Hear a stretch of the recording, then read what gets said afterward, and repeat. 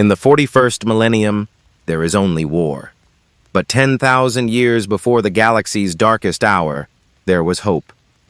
20 suns scattered across the stars, each a fragment of divinity meant to reunite humanity.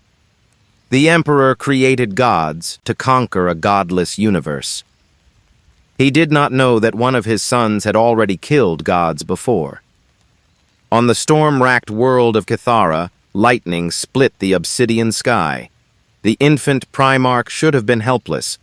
Primarchs aged rapidly, yes, but this one had barely been in his gestation pod 4 hours after the Chaos Gods cast him through the warp. He should have been mewling, disoriented, vulnerable. Instead, he stood. The child, already the size of a grown man despite being born mere hours ago, rose from the shattered remains of his pod with fists clenched and eyes burning with recognition that should not exist in one so new. Rain hammered against his bare skin, and each droplet seemed to recoil from pale flesh marked with scars that had no right to be there. Scars that predated his birth. Ash-gray skin, red war paint that had manifested across his body like a birthmark or a curse. And on his forearms, twin wounds that wept not blood, but something darker, something that smoked in the rain. He remembered. Gods drowning in their own blood. A mountain of Olympus collapsing. His hands around Zeus's throat. His daughter's voice calling him father before... The memory shattered like pottery against stone. The Primarch that would be known as Kratos gasped, and the sound was more growl than breath. His enhanced mind, engineered by the Emperor's own hand, struggled to process memories that belonged to someone else. Somewhere else. When else. But the rage was his. Had always been his. Thunder cracked overhead, and Kratos looked up at the storm with eyes that had watched worlds burn. Cathara was a brutal world. Volcanic activity racked the surface. Storms raged eternally across acid seas, and the human population survived in fortress cities carved from black stone. They were warriors by necessity. Every child learned to fight before they learned to read. It was, in retrospect, the perfect world for a Primarch who had once been the Ghost of Sparta. The natives found him 3 days later, say. A hunting party tracking storm lizards through the ashfall wastes discovered him standing atop a ridge, bare-handed and bare-chested, surrounded by the corpses of a dozen predators. Each creature was the size of a Terran bear, with obsidian scales and venom that could melt ceramite. They were apex predators that even armed warriors avoided. Kratos had torn them apart with his hands. "What? What is he?" whispered one of the hunters, a scarred woman named Thessa who had survived 40 years in the wastes. The Primarch turned to face them. Even hunched against the wind, he stood head and shoulders above the tallest warrior. His eyes, gray as a storm and twice as cold, swept across them with an assessment that was purely predatory. These were warriors. He could smell it on them. The old instincts, the ones from before, cataloged threats automatically. 17 fighters. Ballistic weapons. Primitive slug throwers. Bladed weapons at their hips. The woman who spoke carried herself like a veteran. The others deferred to her positioning, not threats. Not yet. I am... The words came slowly, dragged up from whatever remained of his engineered purpose. I am lost. It was the closest thing to truth he could offer. Lost between lives. Lost between purposes. Lost between the man who had killed the gods of Olympus and whatever the Emperor had designed him to be. Thessa stepped forward, weapon lowered but ready. "You're one of the God Prince's brothers," she said, and there was awe in her voice. "The Wanderer. The priests said you would come during the storm of ages, that you would bring either salvation or damnation." Kratos' jaw tightened. Gods. Always gods. Always prophecy. always someone else deciding his fate. "I bring neither," he said, and his voice was like grinding stone. "I am no one's savior." But even as he said it, something in his engineered genetics, the Emperor's will literally encoded in his cells, pulled at him. Purpose, duty, service to humanity. The chains were invisible, written in DNA rather than forged in the fires of Olympus, but chains nonetheless. He had broken divine chains before. Could he break his own biology? Over the following months, Kratos integrated into Kithaeron society the way a blade integrates into a sheath. Poorly, but functionally. The people worshipped him as they worshipped their god prince, a Primarch who had arrived centuries before and united the warring city-states. But where his brother embraced divinity, Kratos recoiled from it. He did not sit on thrones. He stood on walls when raiders came. He did not accept offerings. He took weapons and fought alongside the warriors who would become his legion. And at night, when the storms raged and lightning painted the sky the color of old blood, he stood alone and remembered a life that should not be his. Blades wreathed in fire, a son's betrayal, a brother's murder, a father's throat beneath his hands. The visions came with increasing frequency, and with them, something else, a presence. Not the chaos gods that had scattered the Primarchs. Kratos' soul was too scarred, too burned by his own history to accept their whispers. No, this was something else, something vast and golden and utterly certain of its own righteousness. The Emperor was coming. Kratos felt him approach like a storm front, a psychic pressure that built over weeks until even normal humans could feel the weight of it. Ships appeared in orbit, vessels so massive they eclipsed Kithaeron's twin moons. And on the day the Emperor's shuttle descended through the eternal storms, Kratos stood alone on the landing platform of the capital city and felt his engineered loyalty war with his earned suspicion. The shuttle's ramp descended, and there he was, the master of mankind, the Emperor of the Imperium, the anathema, wearing the face of divinity as casually as other men wore cloaks. 10,000 years later, the Imperium would worship him as a god.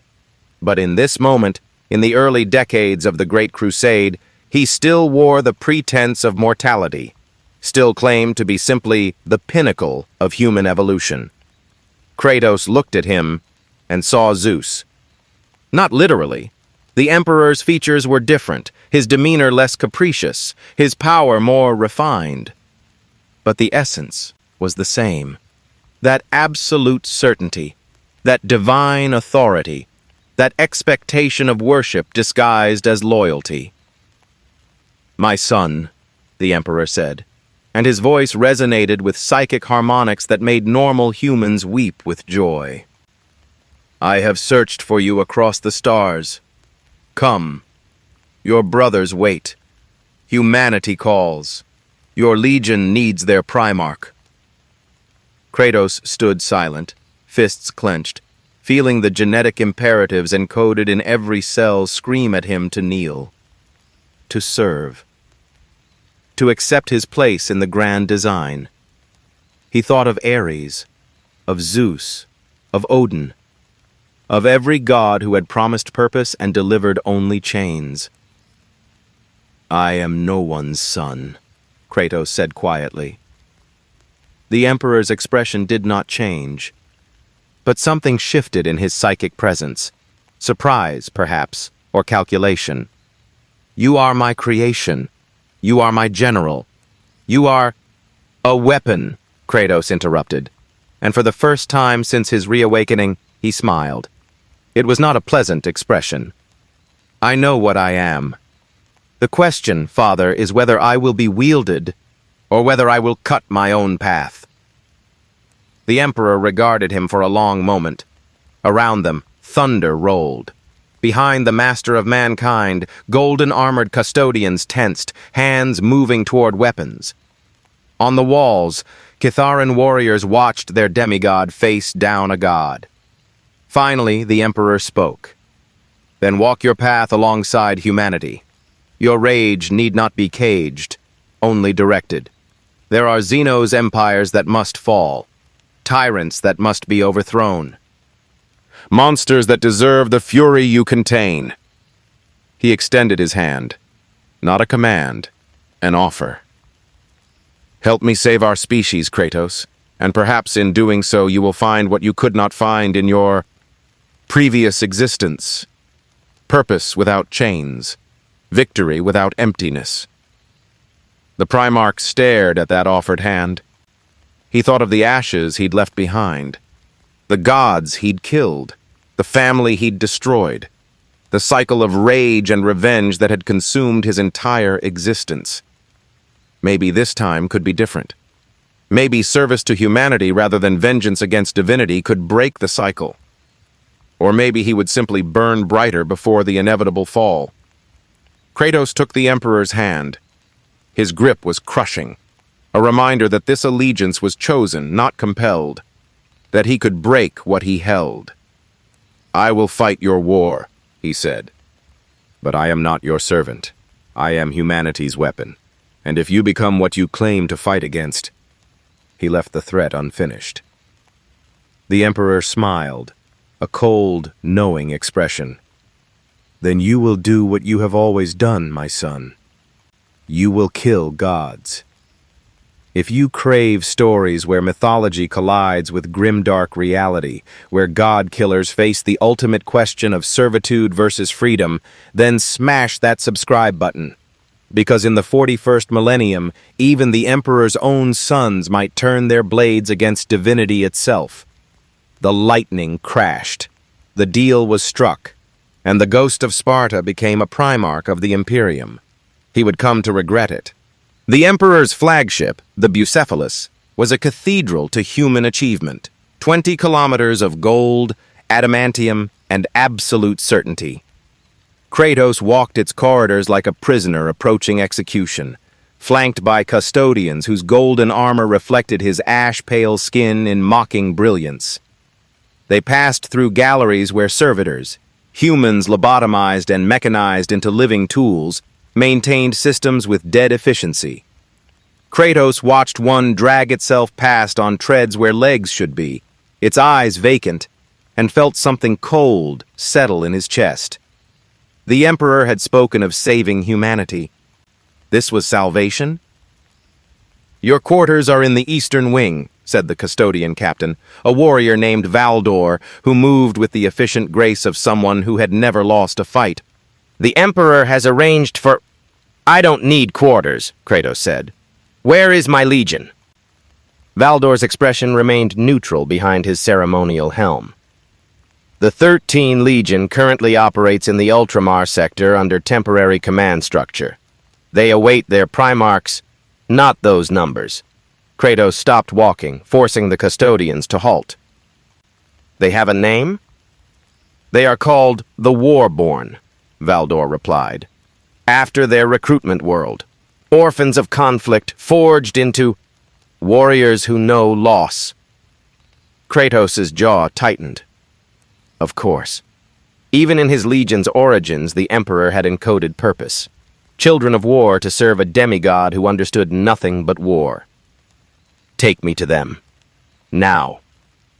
Valdor tilted his head slightly, the first crack in his perfect composure.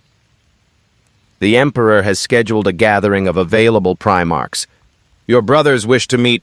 "My brothers," Kratos interrupted, and the title tasted like ash. "Can wait. My legion cannot." For a moment, tension crystallized in the corridor. The custodians were gene-crafted warriors, each worth 100 space marines. Kratos was a Primarch, and something more. Something that had killed beings these warriors would consider gods. Valdor made a decision. This way. The training decks occupied an entire section of the Bucephalus, vast chambers where space marines drilled in simulated combat environments. Kratos entered the primary arena to find 200 warriors locked in melee combat exercises. No weapons, only fists and enhanced physiology battling for dominance. They were magnificent and terrible.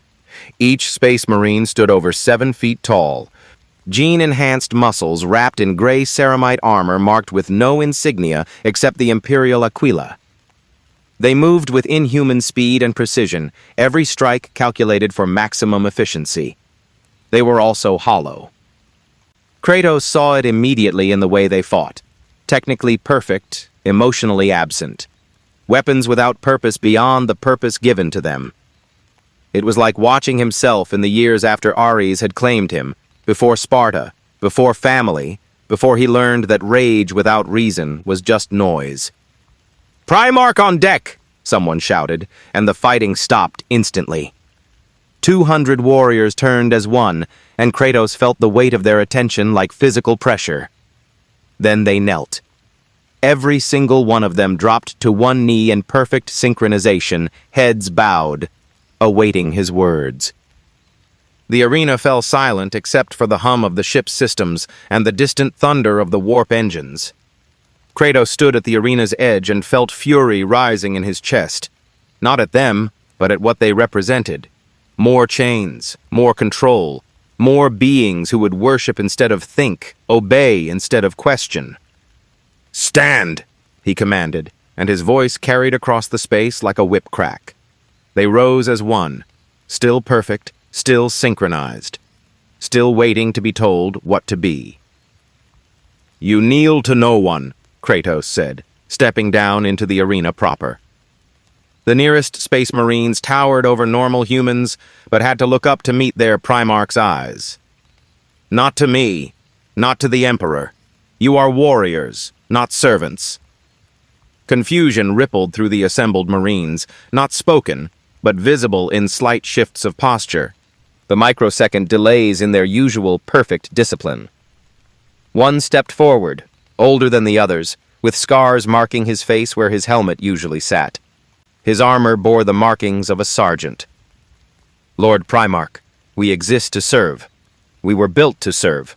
Our purpose is given to you by someone else," Kratos finished.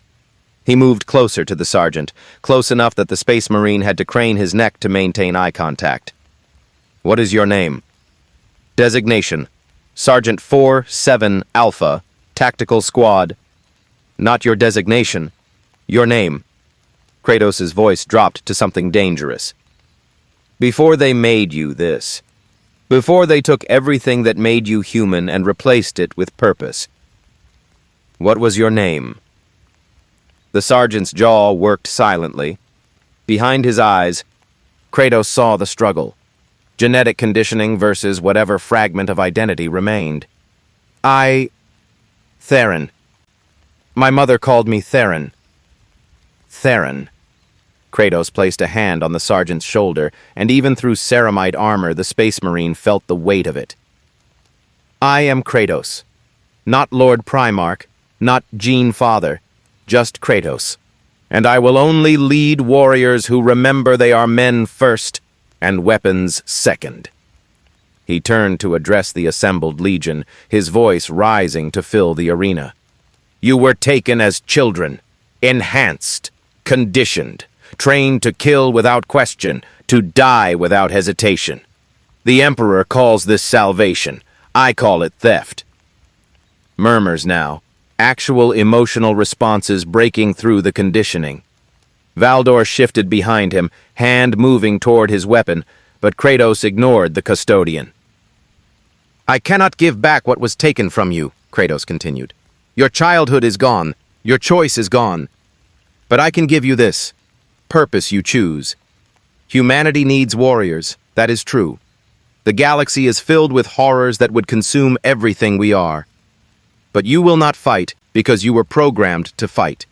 You will fight because you decide it is worth fighting for. And if we decide it isn't?" The question came from the back, from a younger Marine whose armor still bore the scorch marks of recent combat.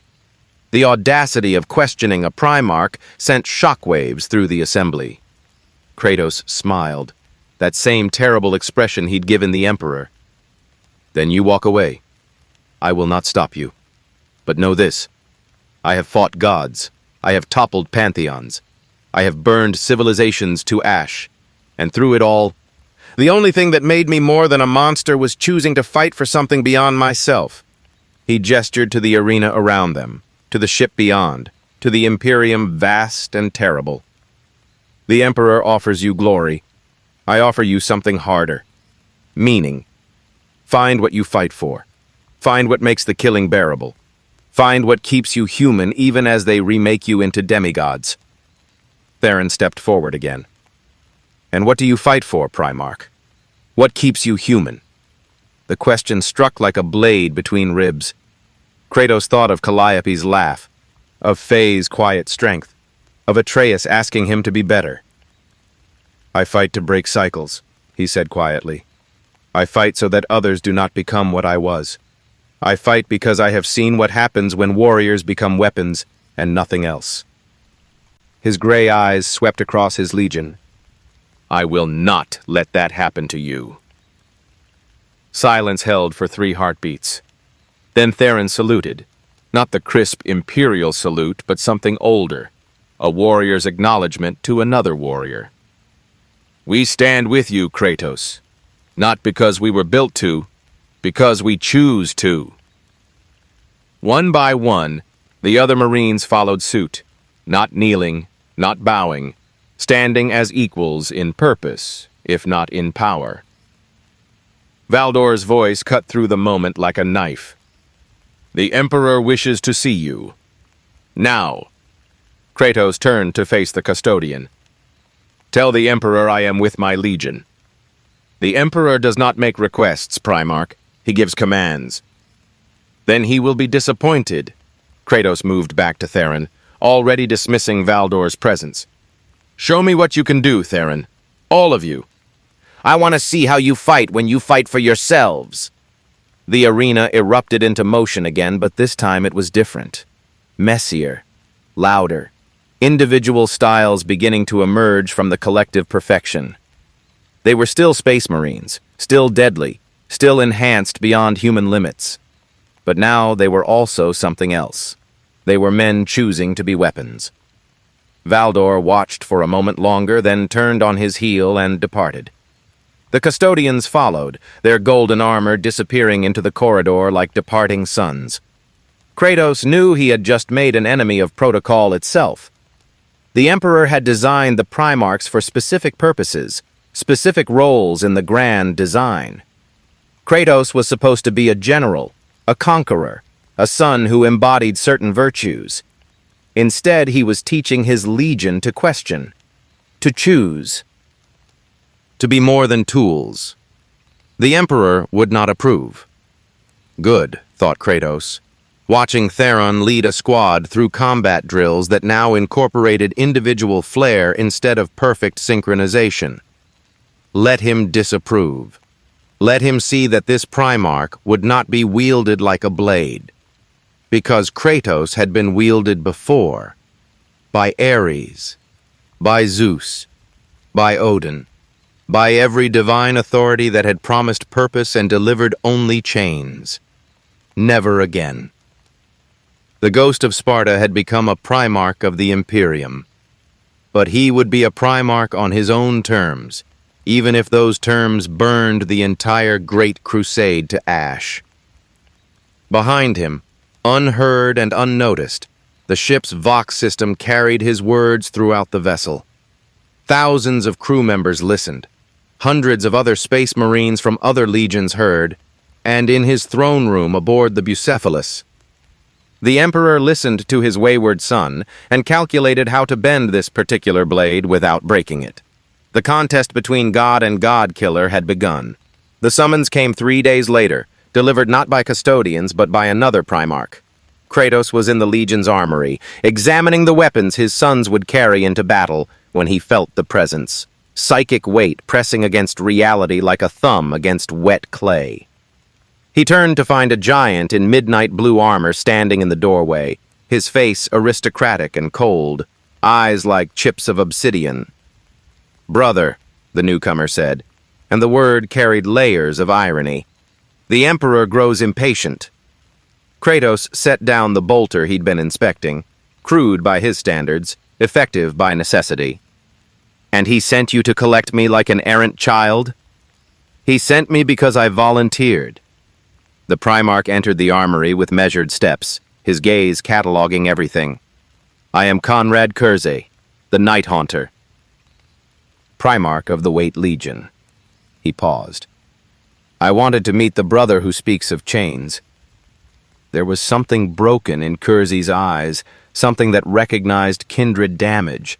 Kratos had seen that look before, in warriors who had stared too long into the abyss and found it staring back with their own face. You see the future, Kratos said. Not a question. Futures, possibilities, horrors, wearing the skin of inevitability. Curze's smile was razors and madness. I have seen what becomes of the Imperium. I have seen what becomes of us. And I have seen what makes you different. I don't want to know. Too late.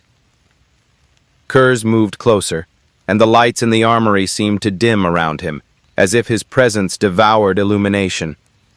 In every vision, in every timeline, the Primarchs fall into patterns. Loyal, traitor, dead, insane. But you? You break the pattern. You are the variable that makes my visions scream. Kratos met his brother's mad gaze without flinching. Good. Let them scream. For a moment, something like respect flickered across Curze's features. Then it vanished, replaced by his usual theatrical menace. The Emperor awaits in the Strategium. Your presence is strongly encouraged. Unless you wish to test whether even a Primarch can survive the full attention of the Custodian Guard. I've killed Guardians before. I don't doubt it. Curze turned toward the door, then paused. A warning, brother. The Emperor designed us for purposes we do not fully understand. He encoded our very essence with roles we cannot escape. You feel it. The pull toward conquest, toward war, toward whatever function he built into your genes. I've broken divine chains before. Have you? Curze's laugh was hollow. Or did you simply trade one chain for another? Ares to Zeus, to Odin, to the Emperor, always serving, always destroying, always playing the role of the weapon that thinks it's a warrior. The words struck deeper than Kratos wanted to admit. He thought of the cycle: rage, revenge, destruction, regret, repeat. Different faces on the gods, different names for the wars, but always the same pattern. The Emperor is not Zeus, Kratos said quietly. No, Curze agreed. He's worse. Zeus was petty, capricious, drunk on power. The Emperor is certain, utterly convinced of his righteousness, and he has 10,000 years to prove he was right. The Night Haunter's eyes gleamed. Or to prove that even god-emperors can be wrong. They walked through the Bucephalus in silence, two broken weapons pretending to be men. Crew members scattered at their approach. Curze's reputation preceded him, and Kratos's was already forming. The brothers who questioned, the sons who did not bow. The Strategium occupied the ship's central spire, a vast chamber where hololithic displays showed the expanding borders of the Imperium.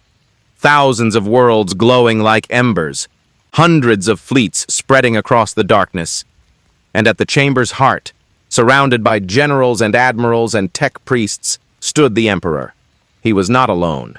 3 other Primarchs had gathered, demigods in their own right, each radiating presence like small suns. Kratos recognized them from genetic memory, from the Emperor's design echoing in his enhanced mind. Rogel Dorn, the Praetorian, standing rigid in yellow armor, his face carved from granite and duty. Everything about him spoke of fortification, of immovable defense, of walls that would never fall. Leman Russ, the Wolf King, all barbaric charm and calculated savagery, his armor decorated with pelts and totems. He grinned at Kratos like a predator recognizing competition. And Horus, the War Master, though he did not yet bear that title, charismatic, confident, with the easy command of someone born to lead. The favored son, the golden child, everything Kratos had never been and never wanted to be. "Ah," Horus said warmly, stepping forward with arms spread in welcome. "The lost brother returns. We've heard such interesting reports about your unorthodox methods." "Methods that work," Kratos replied, not returning the gesture. "Methods that undermine discipline," Dorn countered, his voice flat and absolute. "You teach your legion to question, to choose. This is not how Space Marines function. They are tools of the Imperium, crafted for specific—" "They are men," Kratos interrupted. "Enhanced men, augmented men, but men who deserve to know what they fight for beyond genetic programming." Russ laughed, a booming sound that echoed through the strategium. "I like this one. He's got fire. Not like some of our brothers who smell like parchment and regulations." He shot a pointed look at Dorn, who remained unmoved. "Enough," the Emperor said, and reality itself seemed to straighten at his command. He stepped forward, towering even over his Primarch sons, and the hololithic displays dimmed to insignificance beside his presence. "Kratos, you have avoided this meeting for 3 days. Why?" The honest answer would start a war. The diplomatic answer would be a lie. Kratos chose truth. "Because I do not trust you." Silence crashed through the strategium like a physical force. Admirals paled. Tech priests ceased their machine-cant prayers. Even the other Primarchs stiffened, except Kurz, who smiled like a man watching a building catch fire. The Emperor's expression did not change. "You are genetically compelled to trust me. I am your creator, your father, your—" "Another god telling me what I am compelled to feel." Kratos' hands clenched into fists. "I have heard these words before. From Ares, who made me his perfect weapon. From Zeus, who demanded my service. From Odin, who bound me with false promises. You wear a different face, but you speak the same language." "I am not a god," the Emperor said, and for the first time something like frustration entered his voice. "I am the pinnacle of human evolution. I am what we can become if we survive. I do not demand worship. I demand cooperation against a galaxy that would exterminate our species. Then why build worship into our genetics?" Kratos gestured to his brothers. "Why create sons who feel loyalty like a drug in their veins? Why not create equals instead of servants?" "Because equals would fail," Dorn said coldly. "The Imperium requires hierarchy, structure, obedience. Without these principles, you might have to convince people you're right instead of commanding their agreement." Kratos turned his glare on the Praetorian. "You speak of discipline. I speak of slavery with extra steps." Russ's grin widened. "Oh, I really like him." Horus stepped between them, his hands raised in a gesture of peace. "Brothers, this accomplishes nothing. Kratos, may I call you Kratos?" He didn't wait for permission. "I understand your concerns, truly. We all struggled with our purpose when we first reunited with Father. But in time, you'll see the necessity. The galaxy is not kind. It does not reward mercy or freedom. It rewards strength and unity." "Unity through subjugation," Kratos said. "I've built empires on those principles. They all fell." "Because you were alone," the Emperor said quietly. "Because you fought against rather than for. I offer you something different, my son. A family. Brothers who share your burdens. A legion that amplifies your strengths. A cause greater than vengeance or rage." He gestured to the hololithic display, and it shifted to show a world burning, not metaphorically, but literally. Cities melting, oceans boiling, billions dying as an alien fleet carved the planet into molten slag. "This is what awaits humanity if we fail," the Emperor continued. The orcs who would overrun our worlds for sport. The Eldar who consider us vermin. The things in the warp that hunger for our souls. I do not ask you to trust me out of love, Kratos. I ask you to trust the necessity of our mission. Kratos watched the planet die. He thought of Sparta burning, of Greece drowning in blood, of the 9 realms consumed by Ragnarok's fires because he had pursued personal vengeance over collective survival. I will fight your war, he said finally. My legion will stand against the threats you show me, but I will not pretend this is freedom. I will not call chains by prettier names. Then what will you call it? Horus asked, genuine curiosity in his voice. A compromise, Kratos said. Between what I was and what you need me to be. Between the weapon that destroyed everything and the warrior who might protect something. He met the Emperor's gaze. But know this. If you become what you claim to fight against, if you become the tyrant disguised as savior, I will do what I have always done. Kill gods, the Emperor finished, and something that might have been amusement touched his features. Yes, I know. That is, after all, why I made you. The words landed like a hammer blow. The Emperor had known. Had somehow reached across realities and pulled Kratos' essence into this new form with full awareness of what he was, what he'd done. You didn't just create a Primarch, Kratos said slowly. You created a fail-safe.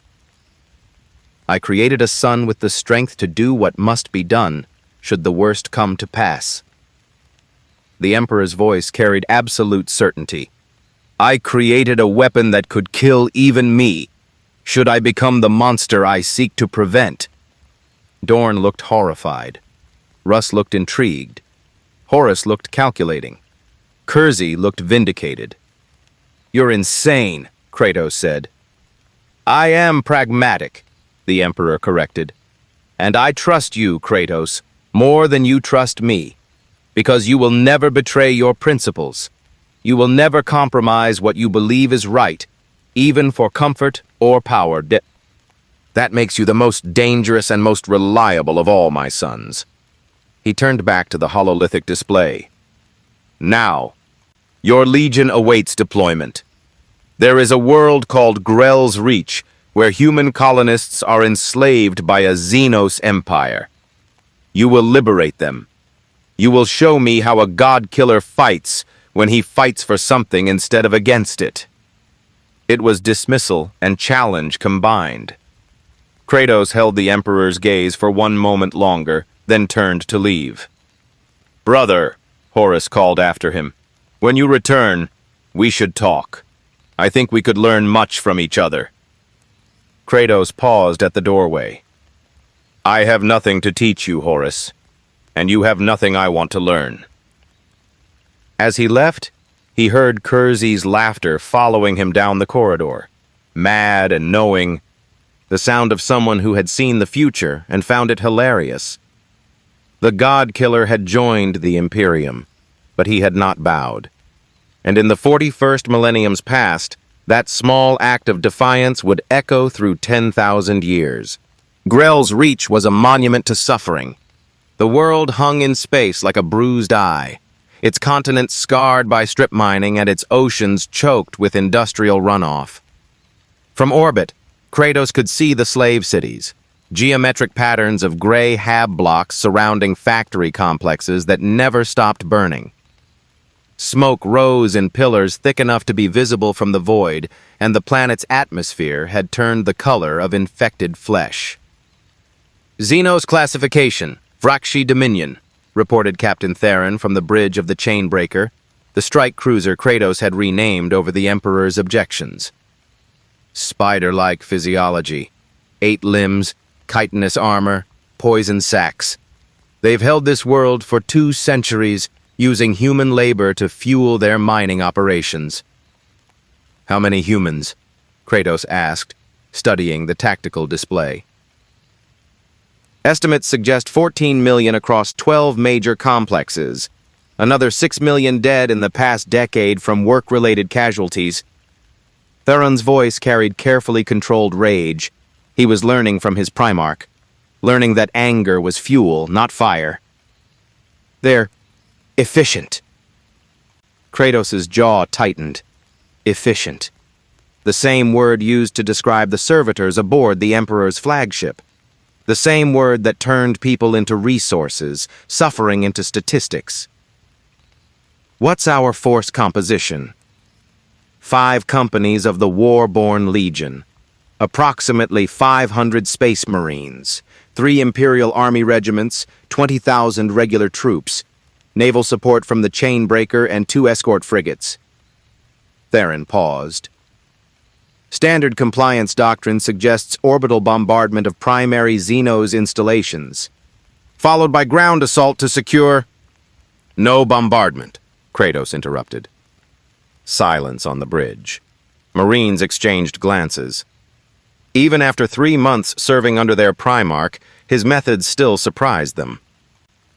Sir, Theron ventured carefully, orbital strike capability would eliminate 70% of enemy forces before we make planetfall.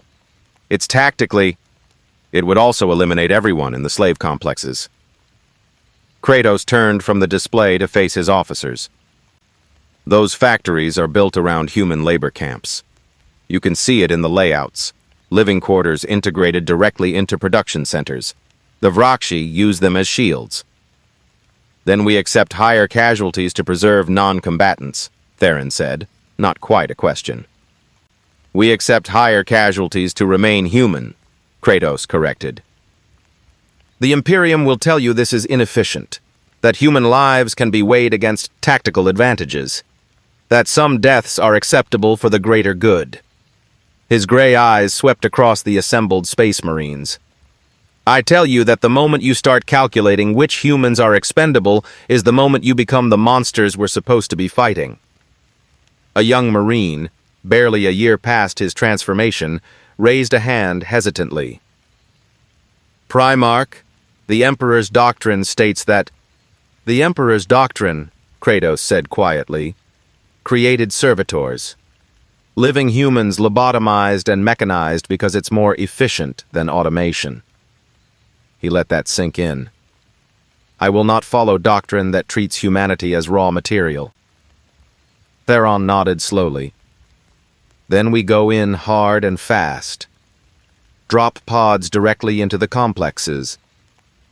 Kill the Vrakshi before they can execute the workers. No. Kratos moved to the tactical display and began manipulating the hololiths with surprising dexterity for someone so new to the Imperium's technology. We don't kill them all. We make them run. He zoomed in on the largest complex, a sprawling nightmare of factories and furnaces called the Crimson Foundry. This is their planetary command center. The Vrakshi operate on strict hierarchical structures. Kill the leaders and the rest scatter to establish new dominance patterns. It's a weakness. You've fought them before? An officer asked. I've fought creatures like them. Different species, same arrogance. Kratos highlighted 3 structures deep in the complex's heart. Command spires. The Vrakshi overseers will be there coordinating everything. We hit those first, hard, loud. Make them afraid. Russ would have approved of the plan. Brutal, direct, psychologically devastating. Dorn would have called it reckless. Horus would have calculated the risk-to-reward ratio and demanded modifications. Kratos didn't care what his brothers would think. I'm leading the assault, he announced. Sir, Theron began, but Kratos cut him off with a look. I will not send my sons into danger I won't face myself. I am not a general who watches from orbit while others bleed. He thought of the gods who had commanded from Olympus while mortals died for their vanity. We fight together or we don't fight at all. 20 minutes later, Kratos stood in the drop pod bay, checking the massive suit of armor the Mechanicus had crafted for him. It was brutal in its simplicity. Thick plates of ceramite in charcoal gray, with minimal ornamentation beyond the snarling chains wrapped around his vambraces. No imperial aquila. No eagle iconography. Just function and fury. His weapons hung at his sides. The Mechanicus had tried to provide him with standard Primarch armaments, a massive power sword, an ornate bolter, all the trappings of nobility. Kratos had rejected them all. Instead, he carried weapons that felt right. Twin chain blades, shorter than chain swords but with teeth that burned with a cold blue fire the tech priests couldn't explain. They had manifested during his first combat trial, emerging from his very essence like the blades of chaos had once been chained to his arms. The Mechanicus called them an impossibility. Kratos called them honest. "Remember," he said to the assembled Marines as they loaded into drop pods, "we're not conquerors today. We're liberators. The humans down there have suffered for 2 centuries. They've forgotten what hope looks like. Show them." "And if they resist?" asked a Marine. "If they've been conditioned to serve the Xenos?" "Then we break their conditioning gently," Kratos said. "I have experience with that." The drop pods launched like artillery shells, punching through Grell's Reach's poisoned atmosphere in trails of fire. Inside his pod, Kratos felt the familiar pre-battle calm settle over him, the moment before chaos when everything crystallized into perfect clarity. He thought of Sparta falling, of the innocent dying because he couldn't control his rage. Not this time. This time he would be the weapon they needed, not the weapon he'd always been. The pod struck the Crimson Foundry's plaza like a meteor, crushing 2 Vrakshi sentries beneath its bulk. The doors blew open with explosive bolts, and Kratos emerged into hell. The foundry stretched for kilometers in every direction, massive furnaces breathing fire into the toxic sky, assembly lines moving with mechanical precision, and everywhere, humans. Thousands of them. Emaciated, scarred, working with the mechanical efficiency of the broken. They wore rags and shackles, their skin marked with brands that designated their work assignments. And standing over them, 8-legged monstrosities chittered commands in their clicking language. The Vrakshi were as large as horses, their chitinous armor gleaming like oil, their multiple eyes reflecting the furnace light like drops of blood. One turned toward Kratos, mandibles spreading in what might have been surprise or threat. Kratos ripped it apart with his bare hands. The body came apart like wet paper, green ichor spraying across the plaza. The message was clear, primal, unmistakable. I am here. I am death, and you are prey. The Vrakshi shrieked, a sound like metal tearing, and dozens more scuttled from the foundry's depths. Behind them, humans stopped working, staring at the gray giant who had just emerged from the sky like an angry god. "Warborn!" Kratos roared. "With me!" More drop pods crashed down around him, disgorging space marines who fell upon the Xenos with bolter and blade. But Kratos outpaced them all, charging toward the command spires with his chain blades singing. A Vrakshi warrior, larger than the rest, wearing armor plates etched with rank insignia, leaped at him with all 8 limbs spread. Kratos caught it mid-flight, spun, and hurled it through a factory wall. The building collapsed, burying a dozen more Xenos beneath rubble. "The workers!" Theron's voice crackled over the Vox. "They're not running! They're just standing there!" Kratos looked and saw it was true. The humans weren't fleeing the battle. They stood frozen, staring at the violence with expressions that held no hope, no fear, nothing but empty acceptance. 2 centuries of slavery had hollowed them out. "Then we remind them what freedom looks like," Kratos snarled. He grabbed a human, a woman with brands covering her arms, and looked directly into her eyes. "Run, now. Get your people and run to the northern sector. My warriors will protect you." She stared at him like he was speaking an alien language. We cannot. The overseers are dead." Kratos pointed to where Marines were systematically butchering the Xenos' forces. "You are no longer slaves. Now run." or I will carry you myself." Something flickered in her eyes, fragile, barely alive but present. Hope, maybe, or just the animal instinct to survive. She ran. And slowly, like a dam breaking, others followed. Kratos turned back to the slaughter. A Vrakshi leaped from above, poison dripping from its fangs. He caught it by 2 legs, swung it like a club to clear space, then drove a chain blade through its thorax. The blue flames consumed it from within, and it screamed until the fire reached its brain. "Primarch!" A Marine's voice, urgent. "The command spire is fortified. Heavy weapons emplacements. They're pinning down 3rd Company." "Hold position," Kratos commanded. He sheathed 1 chain blade and picked up a massive piece of rubble, a support beam thick as a tree trunk. His muscles, engineered beyond human limits and enhanced by whatever made him more than human, bunched and flexed. He hurled the beam like a javelin. It struck the command spire halfway up, punching through hardened Xenos architecture like it was parchment. The entire structure groaned, tilted, and collapsed in a cascade of debris and shrieking aliens. In the sudden silence that followed, Kratos' voice carried across the foundry. "Warriors of the Vrakshi Dominion, your leaders are dead. Your fortifications are broken. Your slaves are free. You have 2 choices. Flee this world or join your overseers in death." The surviving Xenos, maybe 200 of the original 1,000, froze. Their compound eyes swiveled toward their fallen command spire, then toward the gray giant covered in green ichor and blue fire. They ran. Not in formation, not with any military discipline, pure animal panic. Within minutes, the foundry stood empty of Xenos' presence. Kratos looked around at his legion. Not 1 Marine had fallen. 20 were injured. Minor wounds from poison or claws, nothing their enhanced healing couldn't handle. And surrounding them, thousands of freed humans stared with expressions ranging from shock to worship. "Do not kneel," Kratos said before anyone could try.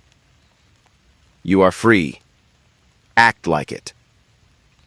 A man stepped forward, older, his back twisted from years of labor, his hands scarred by forge burns. "Who are you?" he asked, voice cracking. "A weapon learning to be something else," Kratos said honestly. Then, because these people deserved better than cryptic philosophy, "I am Kratos, Primarch of the Warborn Legion, and you are citizens of the Imperium now, which means you answer to no master." "The Emperor," someone began. "Is far away," Kratos interrupted. "And I am here, and I say you are free." Theron approached, removing his helmet. His scarred face held an expression Kratos had not seen before, something like pride. 11 more complexes remain, Primarch. Word is spreading through the slave networks. The humans are organizing, fighting back with whatever they can find. The Vrakshi are in full retreat. Good. Kratos looked at the burning foundry, the freed slaves, the space marines standing guard instead of executing orders mindlessly. This is what the crusade should be. Not conquest. Liberation. He didn't say the rest. That liberation without choice was just another cage. That the Imperium would fill the void left by the Vrakshi with its own demands, its own expectations, its own chains. But for today, in this moment, these people were free, and that would have to be enough. The Red Compliance, they would call it later, though not for the reasons the Imperium usually used that designation. Red for the Xenos' blood spilled. Red for the fury that drove every strike. Red for the line Kratos drew between liberation and subjugation. His legion would remember this battle not as their first victory, but as the moment they learned what their Primarch truly valued. Not efficiency, not compliance, not the cold mathematics of acceptable casualties. Humanity, messy, inefficient, precious humanity. Even if that lesson would eventually destroy them all. The stratagium aboard the Bucephalus held 17 Primarchs when Kratos entered. more than half the Emperor's recovered sons, assembled to review the Grell's Reach campaign. He knew immediately it was a tribunal disguised as a debriefing. Guilliman stood at the hololithic display, his armor pristine in ultramar blue, every line of his posture screaming disapproval. Beside him, Dorn maintained his usual granite expression, while Horus watched with calculating interest. Russ leaned against a support pillar, grinning like he'd come for entertainment. And in the shadows, Kersey observed with his mad prophet's eyes, already knowing how this would end. The Emperor stood at the chamber's head, silent and golden and terrible. "Brother Kratos," Guilliman began, his voice carrying the careful precision of someone who had rehearsed this speech. "Your campaign on Grell's Reach achieved its objective. The world is now under Imperial control. However, your methods raise concerns." "Concerns," Kratos repeated flatly. "You rejected orbital bombardment, extending the campaign by 3 days and risking additional casualties among your legion." Guilliman gestured to a tactical display showing the battle's progression. "Standard compliance doctrine would have ended resistance within hours with minimal Imperial losses. And killed 14 million human slaves in the process," Kratos said. "Acceptable casualties given the strategic—" Guilliman stopped as Kratos' eyes locked onto him. The look was predatory, ancient, the gaze of something that had killed gods, and was measuring whether a Primarch would be much harder. "There are no acceptable casualties among those we're supposed to protect," Kratos said quietly. "If you believe otherwise, brother, then you've already lost what makes us worth saving." "This is precisely the problem," Dorn interjected, his voice like stones grinding. "You prioritize individual human lives over strategic efficiency. War cannot be fought with such sentimentality. Soldiers must be willing to sacrifice." "I am willing to sacrifice," Kratos interrupted. "Myself, my legion, my life, if necessary. What I will not sacrifice is the reason we're fighting. Strip away humanity to save humanity, and you've only created a different kind of extinction." "Philosophical rhetoric," Guilliman countered, though his tone had lost some certainty. "In practice, your approach is unsustainable. The Great Crusade encompasses thousands of worlds. We cannot conduct every campaign with such—" "Then maybe the Crusade is moving too fast," Kratos said, and the words landed like grenades. Several Primarchs stiffened. The Emperor's eyes narrowed fractionally. Horus stepped forward, hands raised in his characteristic peacemaker gesture. "Brothers, we're approaching this wrong. Kratos, no one questions your effectiveness. Grell's Reach is liberated. The Vrakshi are scattered. Your legion performed admirably." He smiled that charismatic smile that could melt glaciers. But Guilliman and Dorn raised valid concerns about scalability. "Your methods work for you. Perhaps they're not meant to be universal doctrine." It was masterfully done. Validation followed by dismissal, wrapped in reasonableness. Horus was showing why the Emperor would eventually name him War Master. He could make defeat sound like compromise. "My methods," Kratos said, "are meant to remind us what we're fighting for. Every campaign that prioritizes efficiency over humanity pushes us closer to becoming the monsters we're supposed to be stopping. And yet, humanity survives through strength, not mercy," said a new voice. Magnus the Red stepped from behind a hololithic column, his single eye blazing with psychic energy. The Crimson King regarded Kratos with something between fascination and concern. "Brother, I've studied the reports. The freed slaves on Grell's Reach. Many worship you now. They call you the Liberator. Some have even begun constructing shrines." Kratos felt ice settle in his chest. "I told them not to worship me." "Telling humans not to worship their saviors is like telling water not to be wet," Magnus said. "It's their nature. And your rejection of that worship only makes them worship harder. You're creating the very dynamic you claim to oppose. Humans seeing you as divine. I am not divine, Kratos snarled. You're a 9-foot demigod who can tear apart Xenos with your bare hands and emerged from the sky wreathed in fire, Russ rumbled, his grin widening. To them, you might as well be a god. And before you get self-righteous about it, all of us deal with this. Every Primarch has worlds that worship him. It's part of being what we are. Then maybe we shouldn't be what we are, Kratos said. Silence crashed through the strategium. Even Kersey looked surprised, and he'd supposedly seen the future. Elaborate, the Emperor commanded. The first word he'd spoken since Kratos entered, and it carried the weight of dying stars. Kratos turned to face his creator. You made us to be weapons, tools for reuniting humanity. But you made us too well, too powerful, too impressive, too far beyond human limits. We inspire worship whether we want it or not, and worship creates the very tyranny you claim to be preventing. I claim nothing, the Emperor said, and his voice resonated with psychic harmonics that made normal humans weep. I prevent humanity's extinction. I unite our species against a galaxy that would destroy us. If some see me as divine, that is their interpretation of necessity made manifest. Is it? Kratos took a step closer, dangerously close, close enough that custodians moved toward weapons. Or have you cultivated that interpretation? The golden armor, the psychic presence, the way you're always backlit by convenient radiance. You say you're not a god, but you dress like one, speak like one, and demand the obedience of one. I demand nothing that isn't necessary for survival, the Emperor said, and for the first time an edge entered his voice. You, of all my sons, should understand this. You have seen what happens when humanity is weak. You have watched civilizations burn because they lacked the strength to stand against the darkness. I've also watched civilizations burn because they gave all their strength to tyrants who promised protection, Kratos shot back. Ares promised me power to save Sparta. Zeus promised order for the Greek world. Odin promised glory for the 9 realms. Every god I've served made the same promise you're making. Serve me, and I'll save you.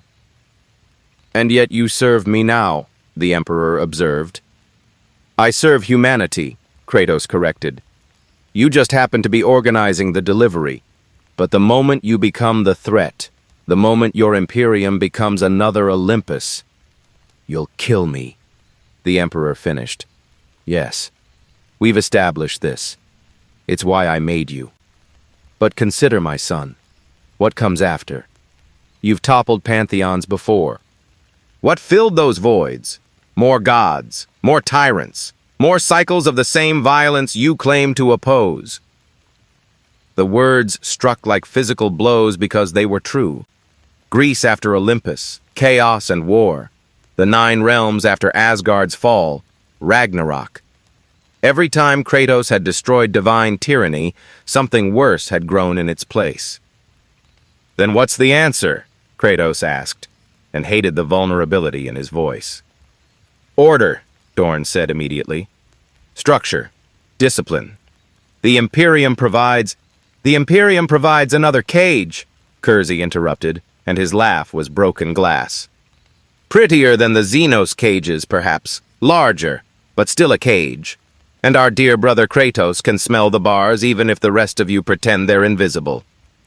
There are no bars, Gilliman insisted. Citizens of the Imperium enjoy protection, purpose, participation in the greatest endeavor humanity has ever. Citizens of the Imperium, Kratos said, include servitors. Lobotomized humans turned into biological machines because it's more efficient than proper automation.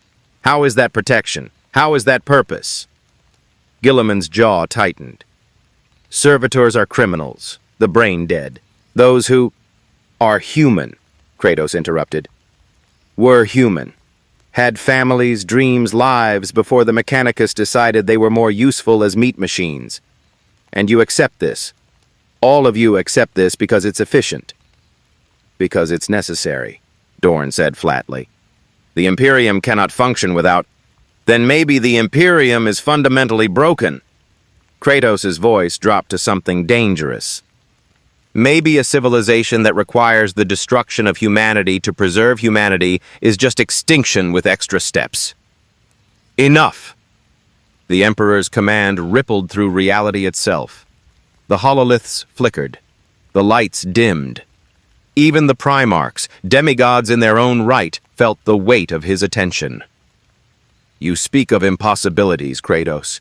Perfect worlds where no one suffers, where no sacrifices are required, where humanity survives through pure moral virtue. Such worlds do not exist, cannot exist. The galaxy is horror and darkness, and we are the only light. Then maybe we need a different kind of light, Kratos said. And what would you suggest? Horus asked, genuine curiosity in his voice. Seriously, brother, you identify problems brilliantly, but what's your solution? How do you unite a scattered species across a hostile galaxy without structure, without hierarchy, without the very tools you condemn? It was the right question, the one Kratos had been avoiding since his reawakening. He knew what was wrong. He could see the patterns repeating. But the answer?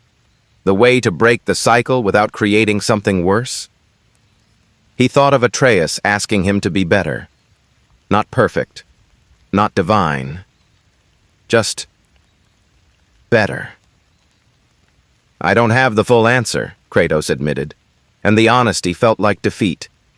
But I know it starts with remembering that humans aren't resources, that efficiency without humanity is just tyranny with mathematics, that sometimes the slow path, the difficult path, the path that preserves what we're fighting for, that's the only path worth walking.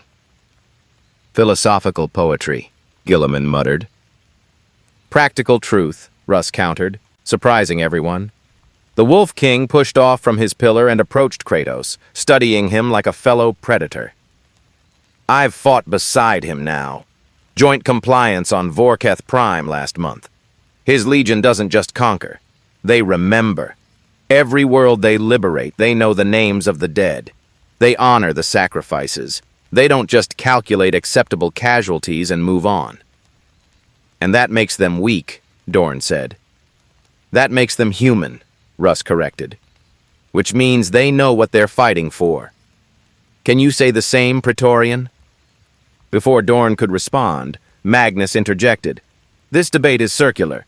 Kratos, you oppose the Imperium's methods but offer no viable alternative. The Emperor, you defend necessity but cannot deny the moral cost. And the rest of us, he gestured to the assembled Primarchs, stand somewhere between, trying to reconcile duty with conscience. Then perhaps, Kersey said from the shadows, his voice like silk over razors, we should acknowledge that this debate has no resolution, that all of us, Kratos especially, are trapped in a pattern we cannot escape. God-killer becomes God. Liberator becomes tyrant. Warrior becomes weapon. Round and round, forever and ever, until what? Kratos demanded. Kersey's smile was terrible. Until the cycle breaks us. Or we break it. My visions aren't clear on which comes first. The Emperor regarded his sons, particularly Kratos, with an expression that might have been satisfaction or concern. You will continue your campaigns, Kratos. You will fight as you see fit, within the broader parameters of the Crusade. And we will see whether your methods produce something better than efficiency, or simply prettier failures. It was dismissal and permission combined. Kratos nodded once, not agreement, but acknowledgement. As the Primarchs filed out, Horus fell into step beside Kratos. You made enemies today, brother. Dorn thinks you're weak. Gilliman thinks you're impractical. And the Emperor... He paused, choosing words carefully. The Emperor now sees you as the variable that could save everything or destroy everything. Good, Kratos said. I'm tired of being predictable. Horus laughed, genuine amusement lighting his features. Yes, you certainly aren't that. Tell me, when you killed Zeus, when you toppled Olympus, Did you have a plan for what came after? No. And that's what worries me. Horus stopped walking, forcing Kratos to face him. I like you, Kratos. Truly. You're the conscience some of us need. But conscience without strategy is just expensive morality. And the galaxy doesn't reward expensive morality. It punishes it. Then I'll pay the price, Kratos said. I've paid worse. He walked away, leaving Horus standing in the corridor with an expression that was equal parts respect and pity. Behind them both, watching from the shadows, Kersey giggled softly. He'd seen this conversation in his visions, knew what it would lead to, knew that Horus's words would echo through the decades until they became prophecy. The God-Killer had joined the Imperium, but he had not bent. And in the 41st millennium's past, that unbending nature would become either salvation or damnation. The galaxy, as always, would decide which. 50 years into the Great Crusade, Kratos stood on the bridge of the Chainbreaker and stared at the coordinates the Emperor had sent. That's the Maelstrom, Theron said quietly, his augmented eyes reflecting the swirling nightmare displayed on the hololithic projector. The region of space writhed with warp energy, a tear in reality where the immaterium bled through into the physical universe. No sane commander would send a fleet into that. The Emperor is many things, Kratos replied, studying the coordinates. Sane is not one of them. The mission parameters were simple in the way that traps were simple. A human world, Violent, had been swallowed by the Maelstrom's expansion. Population's readings suggested 5 billion souls still lived, trapped in a reality where the laws of physics were negotiable and demons walked openly. The Imperium had written them off as lost. The Emperor wanted Kratos to prove them wrong. It's a test, said a voice behind him. Kratos turned to find Magnus the Red materializing from thin air, his cyclopean form shimmering with psychic energy. The Crimson King's sudden appearance didn't even make the bridge crew flinch anymore. They'd grown used to Primarchs appearing at random. Father wants to see if your principals survive contact with the warp's worst. You came to warn me? Kratos asked. I came because I'm curious. Magnus approached the hololithic display, and the Maelstrom's energies seemed to respond to his presence, swirling faster. You rejected the gods of your old life. You resist the Emperor's divinity. But what happens when you face the Chaos gods? When the warp itself offers you what you've always wanted? I've faced tempters before. Not like this. Magnus's single eye blazed. The ruinous powers don't just offer power, brother. They offer truth. Khorne shows you that all civilizations are built on violence. Tzeentch reveals that all order is temporary illusion. Nurgle proves that all things decay. Slaanesh demonstrates that all restraint eventually breaks. And you know this how? Kratos' tone carried suspicion. Magnus waved a dismissive hand. I've studied the warp for decades. I know its dangers and its opportunities. Father forbids such knowledge, of course. He claims it's too dangerous, that even awareness invites corruption. The Crimson King's expression turned bitter. But ignorance is more dangerous than knowledge. You're walking into the Maelstrom blind, and that will get your legion killed. Kratos studied his brother. Magnus radiated sincerity, but sincerity was the tool of the most dangerous liars. Still, he wasn't wrong about the threat. What do you suggest? Take me with you, Magnus said immediately. My psychers can navigate the warp distortions. My knowledge can identify demonic manifestations before they strike. And I... He paused, something vulnerable entering his voice. I would like to see whether your principles actually work when the universe itself is trying to break them. It was manipulation, Kratos knew. Magnus had his own agenda, his own reasons for wanting access to the Maelstrom. But refusing help out of pride was how warriors died. You follow my commands, Kratos said. Not the Emperor's. Not your own interpretation. Mine. Magnus smiled. Brother, I wouldn't have it any other way. 3 days later, the combined fleet, Kratos' Warborn and Magnus's 1,000 Sons, translated into the Maelstrom's outer edges. Reality immediately began protesting. The Chainbreaker's hull groaned as competing physics tried to occupy the same space. Through the viewports, Kratos watched space itself writhe, colors that shouldn't exist, shapes that hurt to perceive, and in the distance, things that might have been stars or eyes or both.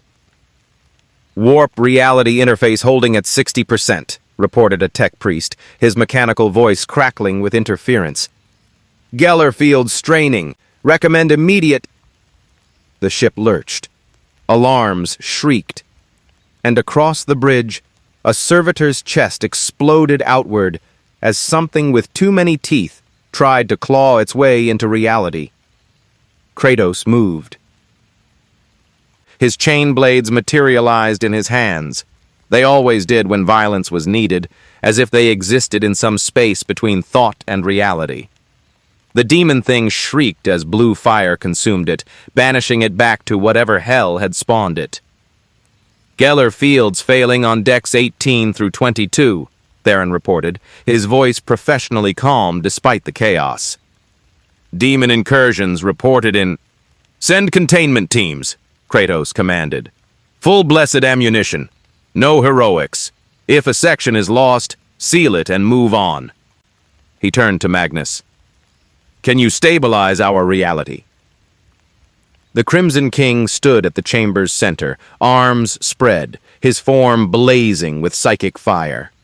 Around him, a dozen of his 1,000 sons formed a circle, their armor gleaming with arcane symbols that hurt to look at directly.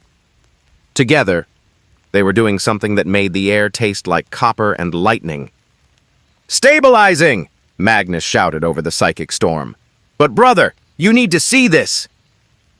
The hololithic display shifted, and Kratos saw Valand, or what Valand had become. The planet existed in multiple states simultaneously. In one view, it was pristine. Green continents, blue oceans, cities gleaming in golden light. In another, it was a charnel house, flesh mountains writhing under purple skies, rivers of blood feeding demon factories. And in a third, it was crystallizing into geometric patterns that suggested intelligence without consciousness. 4 chaos gods, Magnus said, sweat beading on his crimson skin.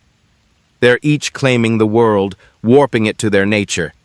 The humans caught between them are experiencing all realities at once. It's... He paused, and something like horror entered his voice.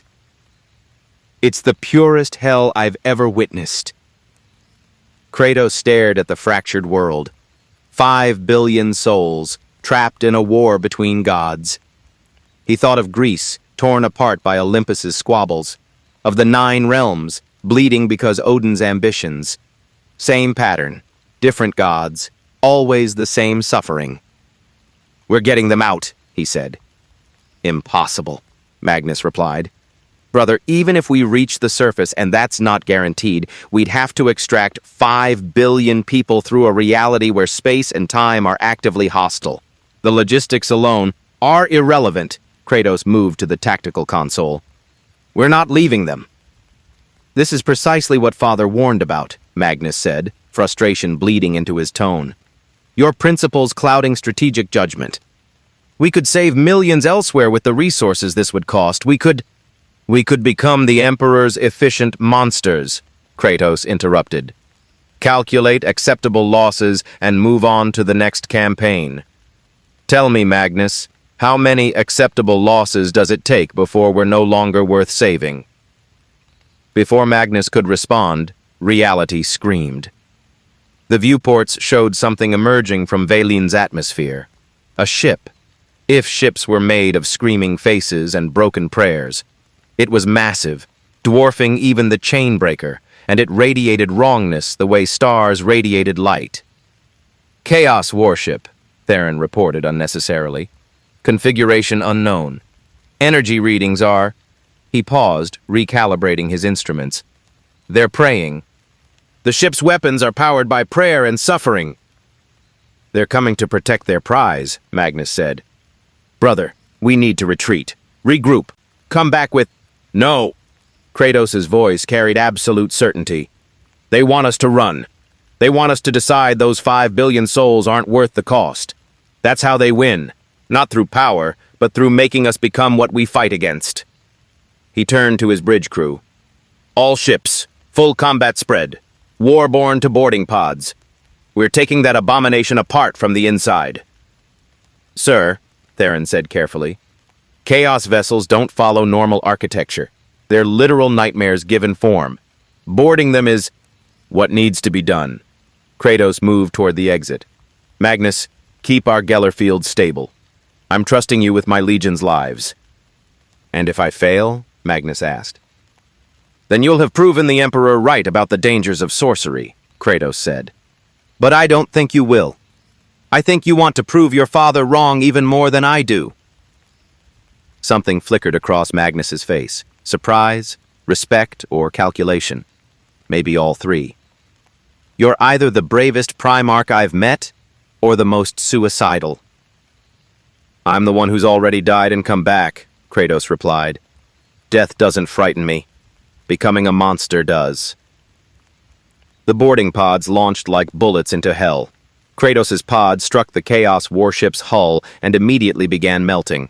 Not from heat, but from the ship's nature rejecting their reality. Around him, Space Marines of the Warborn deployed emergency sealant, while Thousand Suns Psychers chanted words that made the air solidify. The pod doors blew open, and Kratos stepped into madness. The ship's interior was a cathedral to suffering. Walls made of fused human bodies, still alive, still screaming. Floors that were simultaneously solid and liquid and something that defied categorization. And everywhere, demonettes danced, androgynous horrors with crab claws and 2 beautiful faces, their movements obscene and hypnotic. Slanesh, Magnus's voice crackled over the vox. This is one of the Dark Prince's vessels. Brother, you need to resist. A demonette lunged at Kratos, moving with inhuman grace. He didn't resist. He simply moved faster, his chain blades carving through reality and unreality alike. Blue fire consumed the demon, and its death scream was almost orgasmic. More came. Dozens. Hundreds. The ship itself seemed to birth them. Demon flesh, separating from walls to attack the invaders. Kratos fought with the efficiency of someone who had warred against gods for centuries. Each strike was precise, economical, lethal.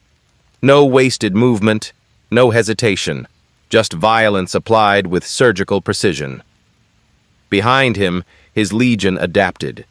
The Warborn had learned from their Primarch, not just how to fight, but why to fight. They didn't lose themselves in the slaughter. They remained men, even as they committed violence that would break lesser warriors. The bridge, Theron's voice, strained but steady. We've mapped the ship's structure, if structure is the right word. Central command should be 300 meters forward and up, although up keeps changing. Then we move fast, Kratos commanded. They carved through the demon ship like a blade through flesh. Space Marines fell, torn apart by claws, consumed by pleasures that stopped their hearts, or simply driven mad by sensory overload. But for every Marine that fell, a dozen daemons died, banished back to the warp with chainblade and bolter. And Kratos led them, an avatar of controlled fury, remembering every face of every fallen warrior, because that's what made him different from the monsters he fought. The bridge was a throne room where physics went to die. At its center, sitting on a chair made of fused slaves, was something that had once been human. Now it was a chaos champion, flesh warped by centuries of service to the Dark Prince, armor fused to skin, eyes replaced by weeping wounds that somehow still saw. Primarch, it purred, its voice like silk and razors. The god killer himself. We've been expecting you, hoping for you. You're special, you know. You've already rejected divinity so many times. Imagine what you could become if you embraced it instead." Kratos said nothing, just raised his chain blades. "Oh, come now," the champion continued. "Don't you want to know what we're offering? Freedom from duty, release from the Emperor's chains, the power to reshape reality itself according to your will. No more compromises, no more watching humans worship you despite your protests. Just absolute perfect self-determination." "I've heard this speech," Kratos said. "Different gods, same lies. Not lies." The champion rose, drawing a blade that screamed with every movement. "Truth. You know the Emperor is just another tyrant. You know the Imperium is just another cage. We offer genuine freedom, the freedom to be exactly what you are. A destroyer, a killer, a force of nature unchained." For just a moment, Kratos felt the pull. The temptation wasn't subtle, it was profound. Because it wasn't offering power or pleasure or knowledge. It was offering the end of responsibility. No more weighing impossible choices. No more watching humans suffer because he couldn't save everyone.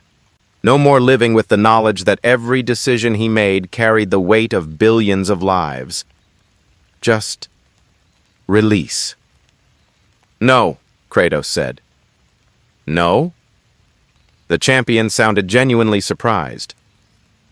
"I've been unchained before," Kratos said, advancing. "I've been the force of nature, the destroyer without conscience. I've watched worlds burn because I was free to be exactly what I was." His gray eyes met the champion's wounds. "That freedom was just another kind of prison. This time, I choose the chains." He attacked. The fight was brief, brutal, and decisive. The champion was centuries old, empowered by a chaos god, and had never lost a duel. Kratos had killed gods in their own realms. The champion's head hit the deck 3 seconds later, still screaming promises as blue fire consumed it. With their leader dead, the ship began collapsing, not physically, but conceptually. The demons dissolved. The screaming walls fell silent. And through the viewports, Kratos watched Vailun's reality begin stabilizing as the chaos presence weakened. "Magnus," he voxed. "Status?" "The gods are withdrawing," the Crimson King replied, and his voice carried awe. "Brother, you actually did it. You hurt them. Not physically, conceptually. By rejecting their offer in their own domain, you've proven that resistance is possible. They're retreating!" "Then we extract those people," Kratos said. "All 5 billion. I don't care how long it takes." It took 3 months. 3 months of carefully extracting populations from a world that kept trying to consume them. 3 months of losing ships and warriors to reality storms. 3 months of Kratos personally leading rescue missions into demon-infested hives because he refused to ask his sons to go anywhere he wouldn't. When they finally left the Maelstrom, the Warborn Legion had lost 800 Space Marines, and the fleet was down to 60% strength. But they'd saved 4.7 billion souls. The Emperor's response, when it came, was a single line. Inefficient, but effective. Continue. Magnus, departing for his own campaigns, clasped Kratos' shoulder. "You're either going to save us all, or doom us all, brother. I genuinely don't know which." "Neither do I," Kratos admitted. But as he watched the refugee ships scatter to new worlds, carrying people who would remember that the Imperium had come back for them, he thought maybe, just maybe, that was the point. The gods offered certainty. Kratos offered only the attempt. And in the grim darkness of the 41st millennium's past, sometimes the attempt was all that separated salvation from damnation. The planet was called Olenor, and it would become the site of the Imperium's greatest triumph. Kratos hated it on sight. The Orc Empire that had conquered this sector was the largest in recorded history. Billions of greenskins united under a single warlord, their technology ramshackle but effective, their savagery tempered by something approaching strategic genius. The Emperor had called all available Primarchs to break them. 14 demigods stood in the command tent, and Kratos could taste the ambition in the air like copper on his tongue. Horus commanded the operation, his natural charisma and tactical brilliance making him the obvious choice. Around him, the other Primarchs represented the Imperium's might. Guilliman with his precisely calculated strategies, Dorn with his impenetrable defenses, Russ with his savage effectiveness, and a dozen others, each a legend in their own right. And Kratos, who had spent 70 years fighting the Imperium's wars while refusing to become what the Imperium wanted. "The attack will proceed in 3 waves, Horus explained, gesturing to the hololithic display showing Ulinor's primary fortress, a continent-sized structure of scrap metal and orcish ingenuity. "First wave draws them out. Second wave envelops. Third wave strikes the heart, kills the warlord, breaks their unity." "Who leads the third wave?" asked Perturabo, the Lord of Iron, his voice carrying barely concealed hunger for glory. "I will," Horus said simply. "With volunteers. This isn't about pride. It's about ending this threat permanently." "I'll join you," Fulgrim offered immediately, the Phoenician's perfect features alight with anticipation. "My Emperor's children will show these Xenos what perfection looks like. And my Luna wolves will provide the hammer blow," Horus agreed. He looked around the tent. "Other volunteers?" Silence. Not from cowardice, but calculation. This was the campaign that would define legacies. Too many Primarchs vying for glory would create chaos rather than victory. Kratos remained silent, studying the orcish fortress. Something about it bothered him. The way it was structured, the positioning of defensive weapons, the strategic choke points that seemed almost too obvious. "Brother Kratos," Horus called, "your legion has been remarkably effective. Your expertise would be—" "It's a trap," Kratos said. The tent fell silent. Horus's smile never wavered, but something flickered behind his eyes. "Explain." Kratos moved to the display, manipulating the controls with growing familiarity. "Orcs are savage, but not stupid. This fortress, it's too centralized, too obvious. They're inviting us to strike at the heart." "Because they're arrogant," Fulgrim countered. "Xenos hubris is our advantage. Or because they want us bunched together in a kill zone." Kratos highlighted several structures surrounding the central fortress. "These aren't defensive positions. They're orbital weapons, jury-rigged from ship components. If they fire simultaneously while our main force is committed, they'd devastate our leadership," Guilliman finished, his eyes widening slightly. "Brother Kratos is right. This fortress is designed to bait exactly the kind of decapitation strike we're planning." Perturabo leaned forward, studying the display with his siege master's eye. "Damn! I missed it. The approach vectors all funnel toward the center, limiting our ability to disperse." He shot Kratos a look that was equal parts respect and irritation. "How did you see it?" "I've fought in arenas designed by gods," Kratos said. "When something seems too straightforward, it usually is." Horus regarded him with that calculating smile. "So, what do you suggest?" "I suggest we don't play their game." Kratos manipulated the display, showing the fortress's foundations. "These structures are built on tectonic weak points, old volcanic vents from before the orcs terraformed this region. We don't attack the fortress. We destroy the ground beneath it." "Heresy," Dorn said flatly. "Siege doctrine requires—" "Requires we win," Kratos interrupted. "Your doctrine assumes rational enemies. Orcs aren't rational. They're dangerous because they're unpredictable, so we match that unpredictability. by collapsing several million square kilometers of terrain. Gilliman looked simultaneously horrified and intrigued.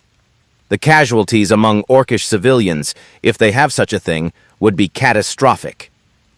"They're orcs," Russ growled. "They don't have civilians. Every greenskin from birth to death is a warrior, and they'd gleefully genocide us if given the chance." "That doesn't make us them," Kratos said quietly.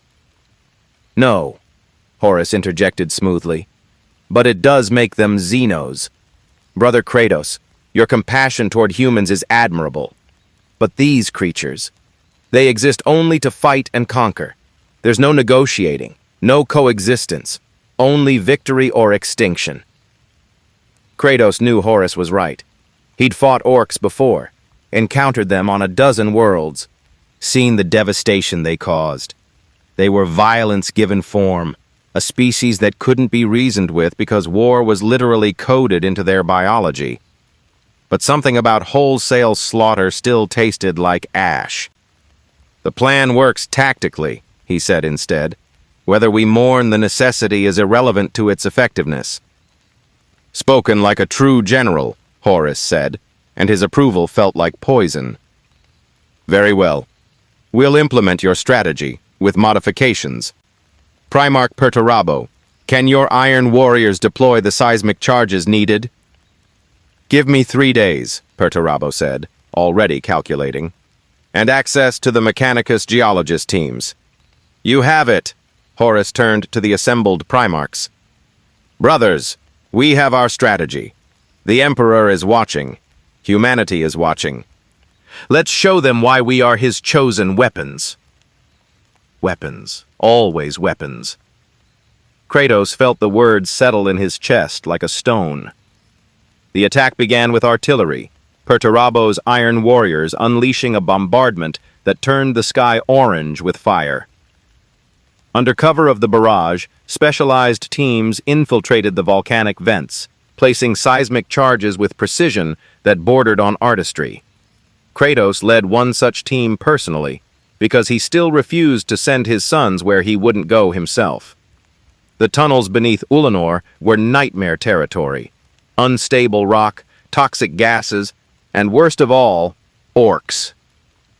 The greenskins had fortified even these deep places, turning natural caves into crude bunkers. "Contact front!" a war-born Marine called, opening fire as a mob of orcs charged from the darkness. They were smaller than the warriors on the surface, Runts and Gretchen, the weakest of their kind. But they fought with the same savage enthusiasm as their larger cousins. Kratos cut through them with mechanical efficiency, his chain blades rising and falling in rhythm. No wasted movement, no unnecessary cruelty. Just violence applied with purpose. They reached the third vent's placement point to find it already occupied. An orc war boss stood over the bodies of an Iron Warriors squad, its massive form draped in armor made from Imperial tank plating. It held a power claw that crackled with stolen energy and a bolter that had been modified to fire what looked like depleted uranium slugs.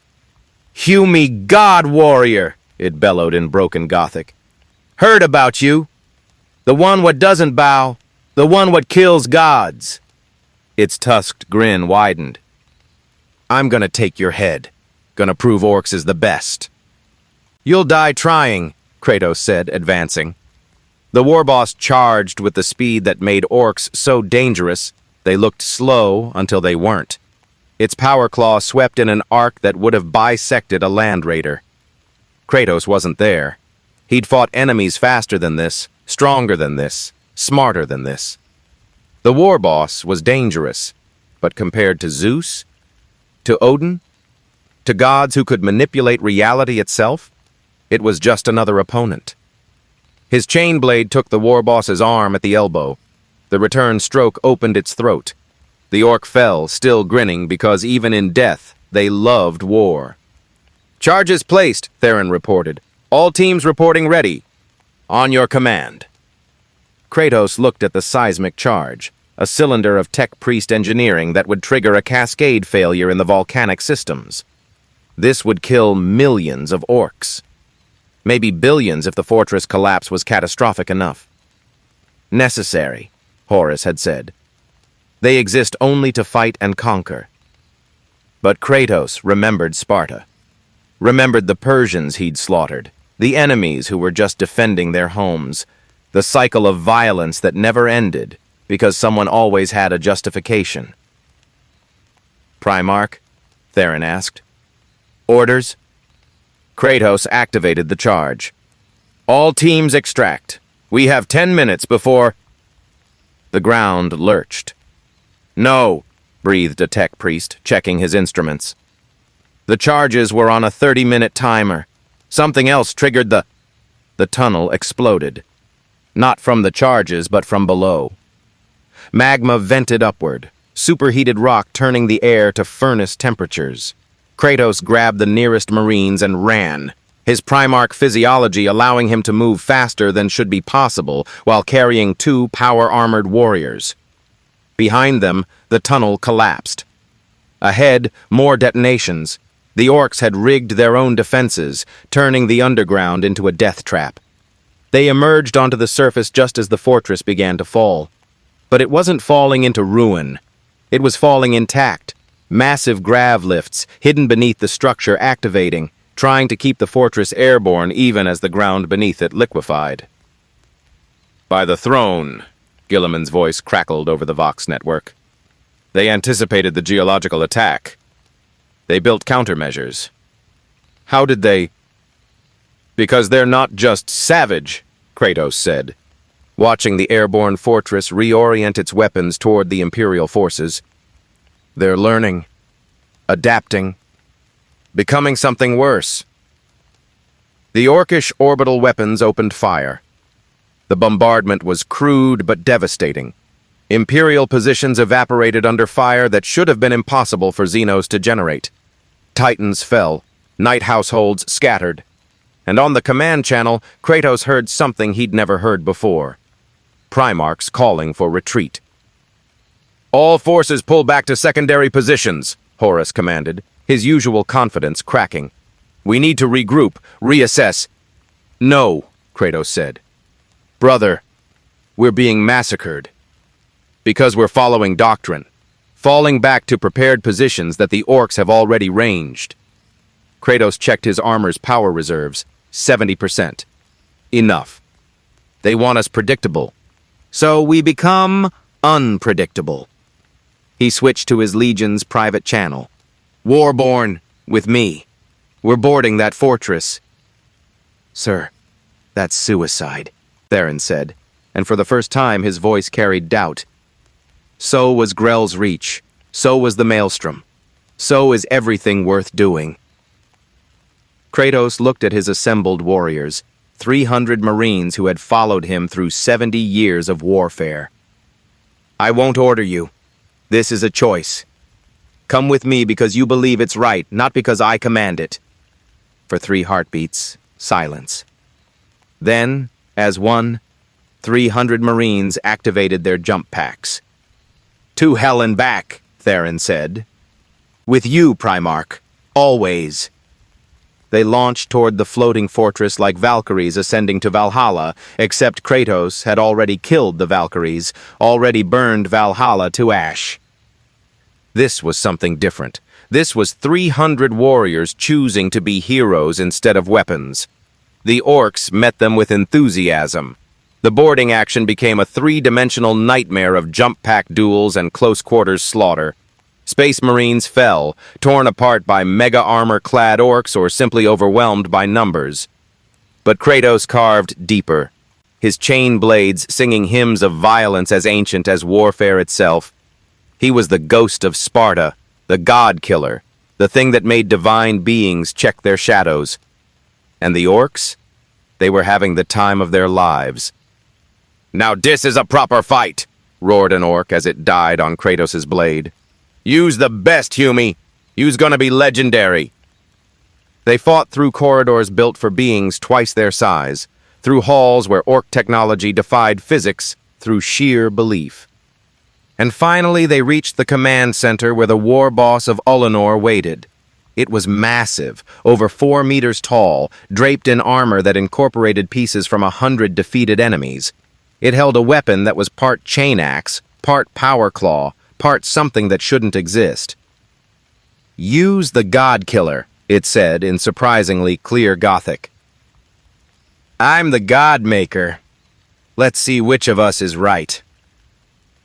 The duel that followed would be sung about in both Imperial and Orcish legend, though the versions would differ wildly. What mattered was this: Kratos fought a creature that matched him in strength, exceeded him in size, and equaled him in ferocity. The war boss had never lost a fight, had united the largest orc empire in history through pure martial dominance. But Kratos had killed Zeus, had torn apart Odin, had fought beings that reshaped reality with thoughts.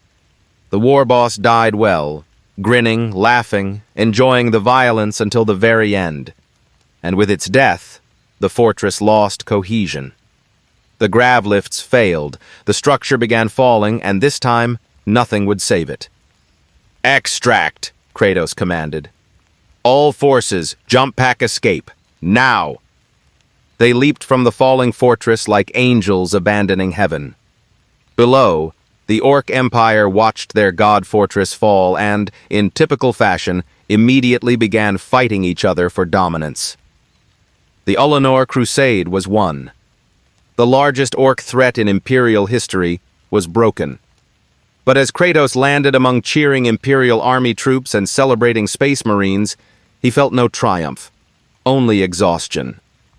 "Brother!" Horus approached, arms spread in celebration. "You saved the campaign! Your audacity turned certain defeat into glorious victory!" He clasped Kratos' shoulder. "The Emperor will be pleased." Kratos looked at the fallen fortress, at the hundreds of thousands dead, at the orcs still fighting each other in the ruins. "I killed their leader. That's not victory. That's just extending the cycle." "The cycle of what?" Horus asked. "Violence begetting violence. Conquest creating new conquerors. The strong preying on the weak until someone stronger arrives." Kratos met his brother's eyes. "We're winning the Emperor's wars. But what are we building? Another Olympus, another Asgard? Another pantheon of demigods ruling over humanity?" Horus's smile never wavered, but something cold entered his eyes. "We're building humanity's survival. Sometimes that requires us to be harsh, to be weapons." "We're always weapons," Kratos said quietly. "The question is whether we remember we're supposed to be something else too." He walked away, leaving Horus standing in the ruins of Xenos' ambition, and didn't see the calculating look that crossed the War Master-to-be's features. In orbit, the Emperor watched the victory celebration and made a decision. Kratos was effective but unpredictable, powerful but questioning, the most dangerous kind of weapon, one that might choose its own target. He would need to be handled carefully, very carefully indeed. The celebration after Olympus lasted 3 weeks, a festival of triumph that spread across a dozen worlds. The Emperor proclaimed it humanity's greatest victory, the moment when the Great Crusade proved unstoppable. And in the midst of the celebration, he made an announcement that would echo through 10,000 years. Horus would be War Master, the Emperor's chosen general, elevated above all other Primarchs, given authority second only to the Master of Mankind himself. Kratos was not surprised. Horus was charismatic, brilliant, everything a leader should be. What surprised him was the surge of relief he felt. Relief that the burden hadn't fallen on his shoulders, and that relief terrified him more than any demon ever could. "You're pleased," Kersey said, materializing from shadows in Kratos' quarters aboard the Chainbreaker. The Night Haunter looked worse than usual, his armor unwashed, his face gaunt, his eyes holding the weight of futures he couldn't prevent. "Because you recognize what's coming." "I recognize that I'm not fit to lead," Kratos replied, not bothering to reach for weapons. Kersey wasn't here to fight. I question too much. Hesitate where certainty is needed. No. Kersey moved closer, and the lights dimmed around him as if his presence devoured illumination. You're relieved because you know what Horus doesn't, that authority always corrupts. That the higher you climb, the more you become what you despised. You've killed enough gods to recognize the pattern. Horus isn't like that. He's perfect. Kersey laughed, that broken glass sound. That's what makes him dangerous. He believes in his own righteousness so completely that when he falls, and he will fall, brother, I've seen it, he'll drag half the Imperium down with him. Kratos turned to face his brother fully. You came to warn me. I came because in every future I've seen, you're the variable. Sometimes you die at Olympus. Sometimes you disappear into the warp. Sometimes you kill the Emperor before any of this begins. Kersey's expression twisted into something that might have been agony. But in the timelines where humanity survives, where something better than endless war emerges, you're there. Not leading, not conquering, just present. Making the choices no one else will. What choices? The impossible ones. Kersey touched Kratos' shoulder, and his hand was ice cold. When Horus falls, when brothers turn against brothers and the Imperium tears itself apart, you'll have to decide. Loyalty to the Emperor who made you, or loyalty to what the Emperor claimed to represent? Those should be the same thing. Should be. Kersey smiled, and it was the saddest expression Kratos had ever seen. But they're not. They never were. And you're the only one of us broken enough to see the difference. He vanished back into shadow, leaving Kratos alone with the weight of prophecy. The years after Olympus were strange, a transitional period where the Great Crusade continued, but felt hollow somehow, like an engine running on momentum rather than purpose. The Emperor withdrew to Terra, claiming pressing concerns. Horus assumed command with his characteristic brilliance. And slowly, almost imperceptibly, things began to change. Kratos noticed it first in the compliance doctrines. Horus's campaigns were efficient, decisive, and increasingly brutal. Worlds that resisted were made examples. Populations that questioned imperial doctrine were re-educated with methods that made Kratos' jaw tighten. It's necessity, Horus explained during one of their increasingly rare meetings. They stood in the strategium of his flagship Vengeful Spirit, reviewing casualty reports from the Davin compliance. The Emperor taught us that compassion is weakness when dealing with those who threaten unity. The Emperor also taught that we're supposed to save humanity, not subjugate it, Kratos countered. Sometimes saving requires subjugation. Temporary, of course, until they understand why unity is necessary. Horus's smile was warm, genuine, completely sincere. You do this too, brother. You break resistance. You just feel guilty about it afterward. Guilt is what keeps us human. Guilt is what makes us hesitate when decisiveness is needed.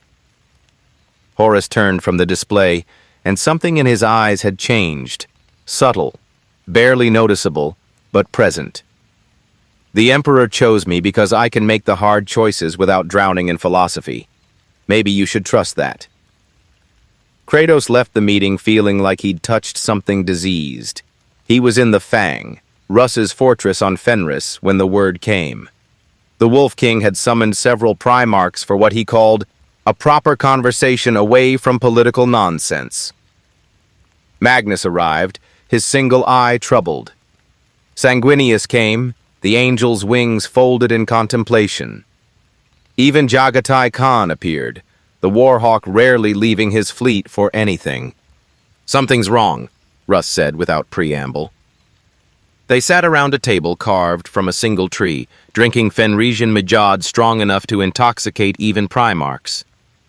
With Horus, with the Crusade, with all of it. You've noticed too, Magnus said quietly. The way he's been pushing lodges among the legions. Secret societies where Marines discuss philosophy away from their officers. He claims it builds brotherhood.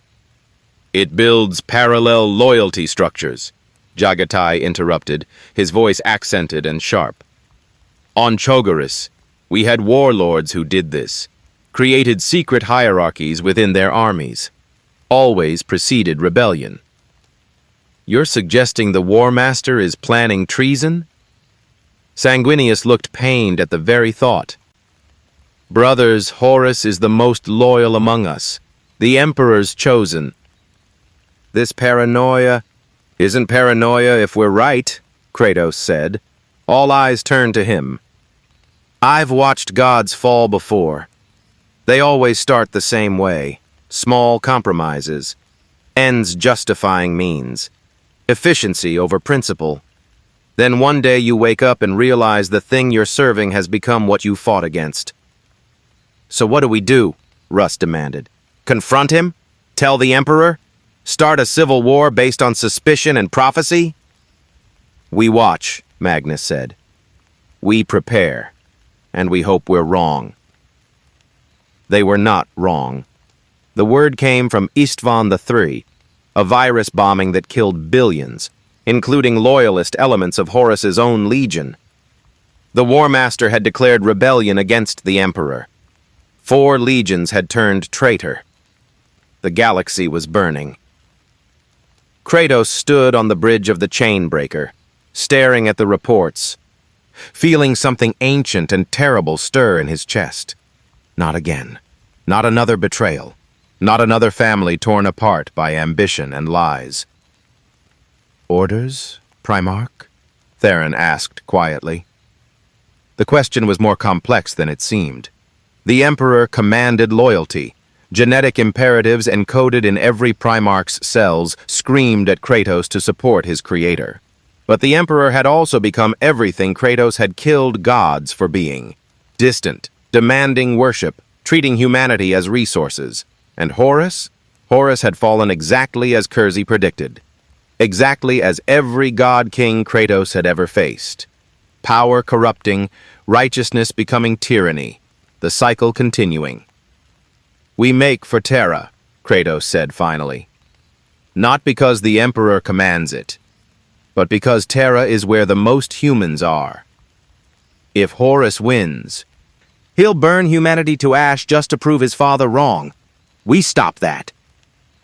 And if the Emperor is wrong? Asked a Marine, one of the younger ones, barely 50 years old. If he really is just another tyrant? Kratos met the Marine's eyes. Then when Horus is stopped, we have a different conversation. But first things first, we don't let the galaxy burn because we were too busy philosophizing to act. The journey to Terra took months. The warp was turbulent, reality itself protesting the civil war, tearing the Imperium apart. And along the way, Kratos watched the heresy unfold through Vox reports and astropathic messages. Angron, consumed by rage, turning into something more demon than Primarch.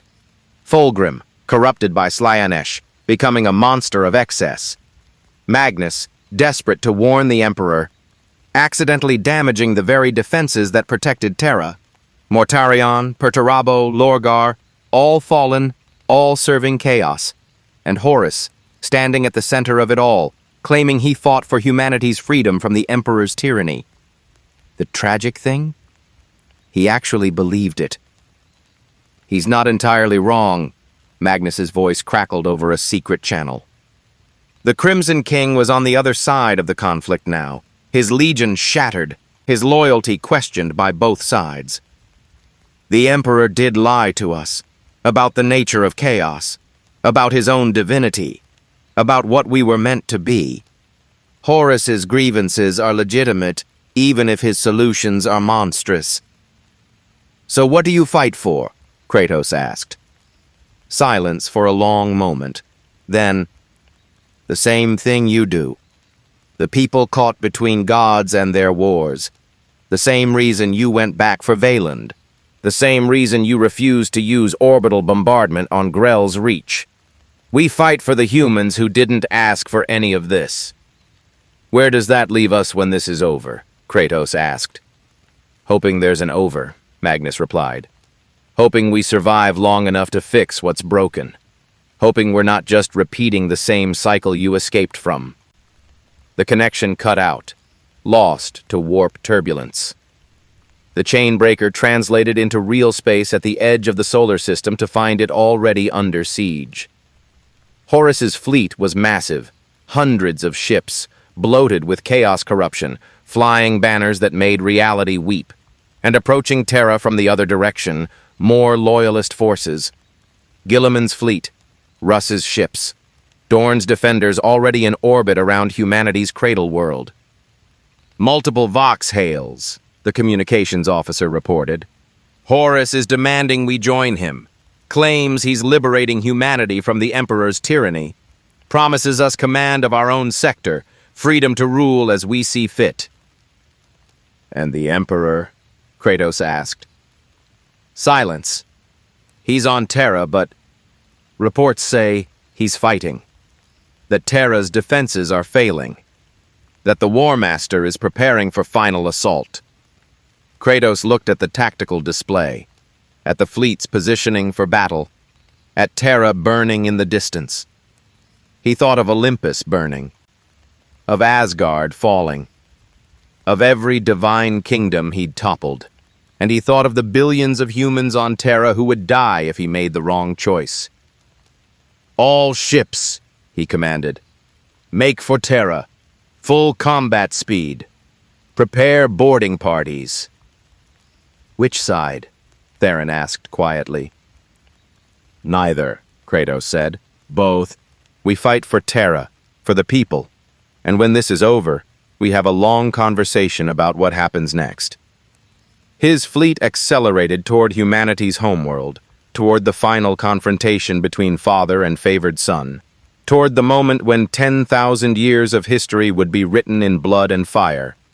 And Kratos, the god-killer, the Ghost of Sparta, the Primarch who had never bowed, prepared to do what he'd done throughout history. Stand between tyrants and their victims, no matter which tyrant was technically right. The siege of Terra had begun. And this time, the cycle would break, or everyone would burn in the attempt. Terra burned. From orbit, humanity's cradle world looked like a dying ember. Cities aflame, continents scarred by orbital bombardment. The Imperial Palace itself besieged by forces that should not exist in reality. Demons walked openly on the birth world of mankind, and the sky bled colors that had no names. Kratos descended through the maelstrom in a thunderhawk painted the gray of ash and old blood. Around him, his war-born prepared for what might be their final battle. No one spoke. There was nothing left to say. The Thunderhawk crashed more than landed, skidding across rubble that had once been the Eternity Gate's outer defenses. The ramp dropped, and Kratos stepped into hell. The palace grounds were a butcher's floor. Space Marines in traitor colors fought their loyalist brothers. The genetic bonds that should have made them family overridden by ideology and corruption. Imperial Army soldiers held the line with laser guns against demon things that laughed at conventional weapons. And everywhere, the dead. Primarch! A Blood Angel sergeant, his gold armor scorched black, stumbled toward them. Thank the Emperor. We're being overrun. The inner palace holds, but barely. Lord Sanguinius commands the Eternity Gate itself, but Horus's forces... He stopped, staring at Kratos with sudden uncertainty. You're the one who questions. The one who... I'm the one who's here, Kratos interrupted. Where's the worst fighting? Everywhere. The sergeant laughed, an edge of hysteria creeping in. They just keep coming. Traitor Marines, demons, things that used to be human. And leading them... His voice dropped to a whisper. The traitor Primarchs. Angron tore through an entire company of custodians. Fulgrim dances through our defenses like they're entertainment. And Horus himself advances on the Sanctum Imperialis. Then that's where we go, Kratos said. Sir, we're 300 Marines. The traitors have... Numbers don't matter when the alternative is extinction. Kratos activated his chain blades, and they ignited with that cold blue fire that tech priests still couldn't explain. Warborn! With me! They advanced into the palace, and the fighting was unlike anything Kratos had experienced in 70 years of the Great Crusade. This wasn't combat. It was mutual annihilation. Brothers killing brothers with the intimacy of family members who know exactly where to strike. A World Eater charged from a side corridor, his armor red with blood that might not be his own, chain axes screaming. He was fast, enhanced by Angron's surgical modifications, driven by rage that transcended sanity. Kratos was faster. His blade took the traitor's head before the World Eater completed his swing. They're not thinking, Theron observed, putting down another berserker with precise bolter fire. Just killing. Is this what chaos does? This is what happens when warriors forget what they fight for, Kratos replied. They become the weapons they were designed to be and nothing else. They pushed deeper, carving through traitor forces that seemed endless. Kratos lost count of how many he killed. World Eaters, Emperor's children, Death Guard, all corrupted beyond recognition. His sons fell around him too, Marines who had served for decades, cut down by brothers who had once stood beside them. And then they reached the throne room's outer chamber. Angron stood there. The Primarch of the 12 Legion had been formidable before the heresy. Now he was a demon prince. Horns erupting from his skull, wings of leather and brass. His chain axes grown to monstrous size. He radiated wrongness, reality itself recoiling from his presence. Behind him, 300 World Eaters waited, their armor fused to their skin, their minds reduced to single-minded fury. "Brother," Angron said, and his voice was grinding gears and screaming metal. "You're late.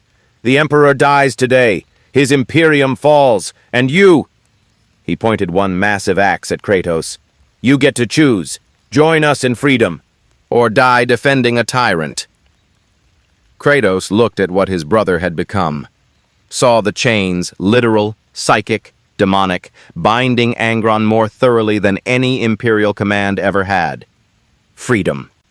The word tasted like lies. "You're not free," Kratos said. "You've just traded one master for another." Angron's laugh shook the chamber. "And you serve willingly, you who killed gods. You bow to the biggest tyrant of all." "I don't bow," Kratos said quietly. "I choose. There's a difference." "Then choose death," Angron charged. The collision shook the palace foundations. Primarch against Primarch, both enhanced beyond human limits, both carrying the weight of their respective philosophies. Angron was stronger now, empowered by Khorne, faster than physics should allow. But Kratos had fought gods in their own domains and won. The duel was brutal and brief. Angron's axes carved through ceramite and flesh. But Kratos fought with the precision of someone who had nothing left to prove. Each strike served purpose. Each movement conserved energy. No rage, no fury, just calculated violence. Kratos' chain blade pierced Angron's chest, and the blue fire that coated it wasn't normal flame. It was something else, something from Kratos' original existence, something that burned away corruption and illusion and left only truth. Angron screamed as his demonic form began unraveling. "No, I was free, I was—" "You were never free," Kratos said, pulling his blade free. "None of us are. We just choose which chains we wear." The demon prince collapsed, his form dissolving back into the warp. The World Eaters, seeing their father fall, charged with berserker fury.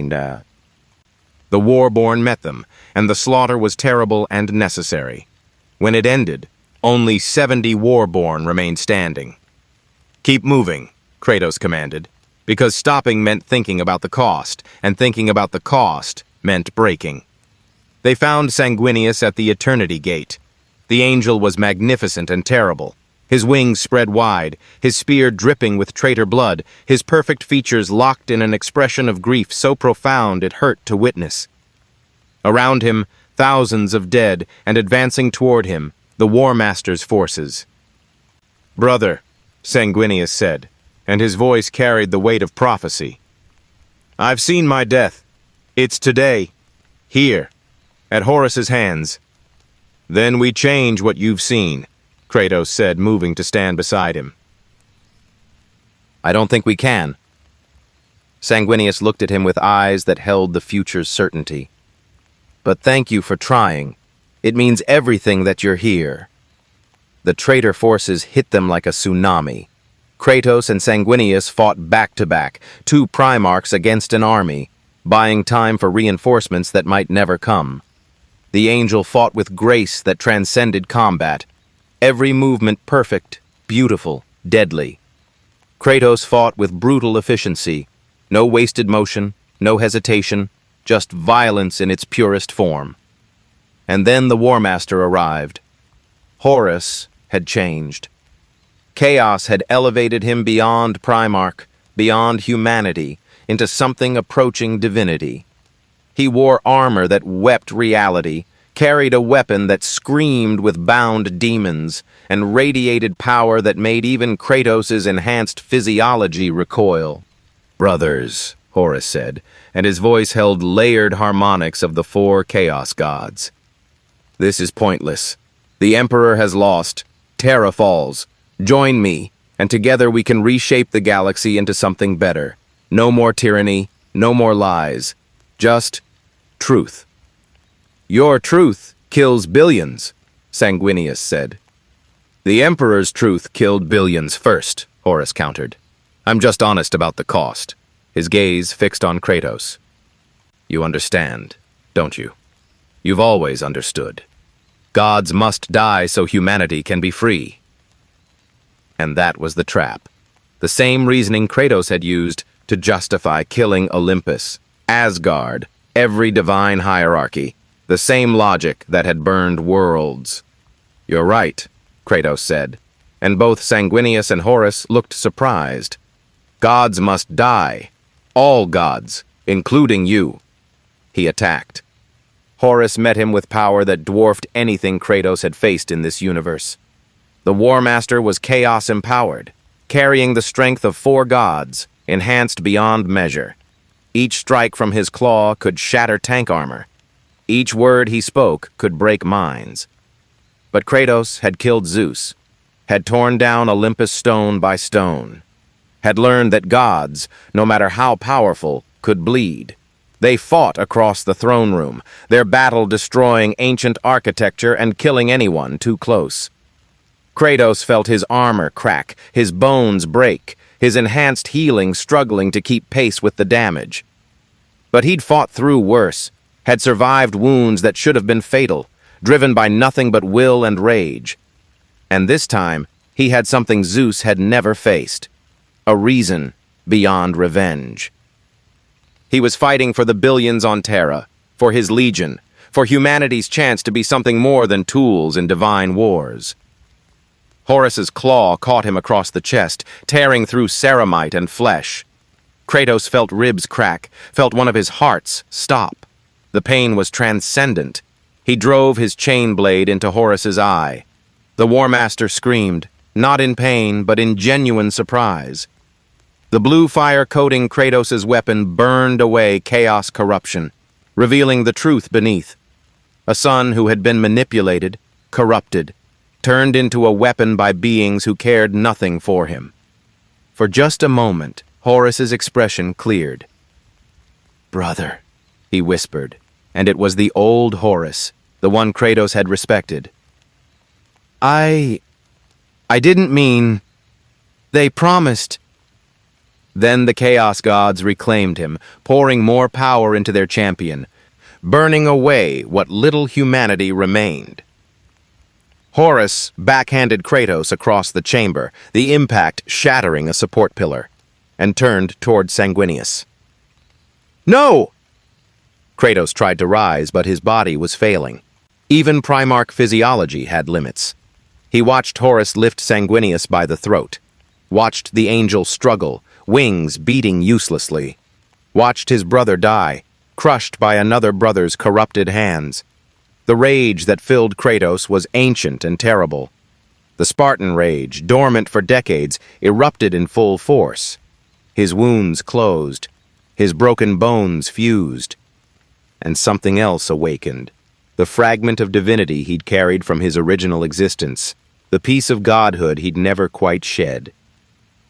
He stood, wreathed in blue fire, and for the first time since his reawakening, Kratos let himself be what he once was, a god-killer operating at full capacity. Horus turned, saw him coming, and for the first time in the entire heresy, the War Master felt fear. The second duel was shorter, faster, more violent. Kratos didn't just fight, he destroyed. Every strike stripped away chaos corruption. Every movement drove Horus backward. The War Master, empowered by 4 gods, was being beaten by something that had killed gods before those gods were even myths. "Impossible!" Horus gasped, his armor cracking, his power failing. "You're just a Primarch, just a—" "I'm what gods have nightmares about," Kratos said. His blade found Horus's hearts, both of them, and the blue fire consumed the War Master from within. As Horus fell, the Chaos Gods screamed. Their champion, their chosen, their hope for galactic domination, died by a weapon they couldn't comprehend. A being who had rejected divinity so thoroughly that their power couldn't touch him. The traitor forces, seeing their War Master fall, broke. The siege collapsed. Terra was saved. Kratos knelt beside Sanguinius's body, the rage draining away, leaving only exhaustion and grief. He'd won. Terra was saved. The Imperium would survive. But the cost? Footsteps behind him. Kratos turned to find the Emperor, his armor battered, his power dimmed, but alive. They regarded each other, creator and creation, god and god-killer. "You saved them," the Emperor said quietly. "Saved all of us." "I saved humanity," Kratos corrected. "You're just included in that category. Barely." The Emperor almost smiled.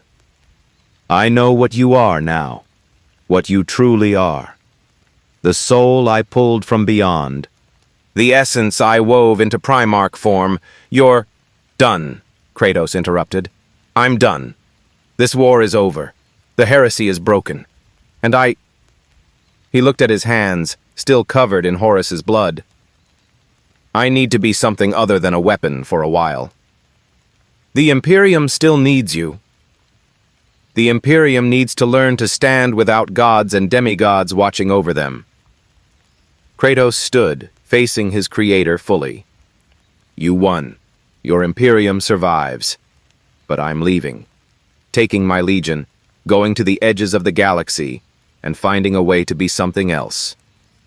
"That's not how this works," the Emperor said, and for the first time there was an edge of command. "You're mine. My creation. Your son," Kratos said. "Which means I inherited your most dangerous trait, free will. You wanted a fail-safe against tyranny? Congratulations. I'm activating.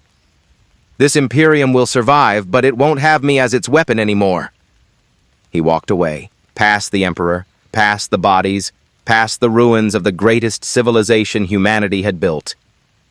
His legion followed, 70 survivors who had seen their Primarch kill a chaos-empowered War Master and were ready to follow him into whatever came next. Behind them, the Emperor stood alone in the throne room, and for the first time in his existence, he wasn't certain what would happen next. The God-Killer had saved the Imperium. Now he had to hope Kratos wouldn't decide the Imperium needed to be destroyed next. The Chainbreaker departed Terra 3 days after the siege ended, slipping away while the Imperium counted its dead and mourned its martyrs.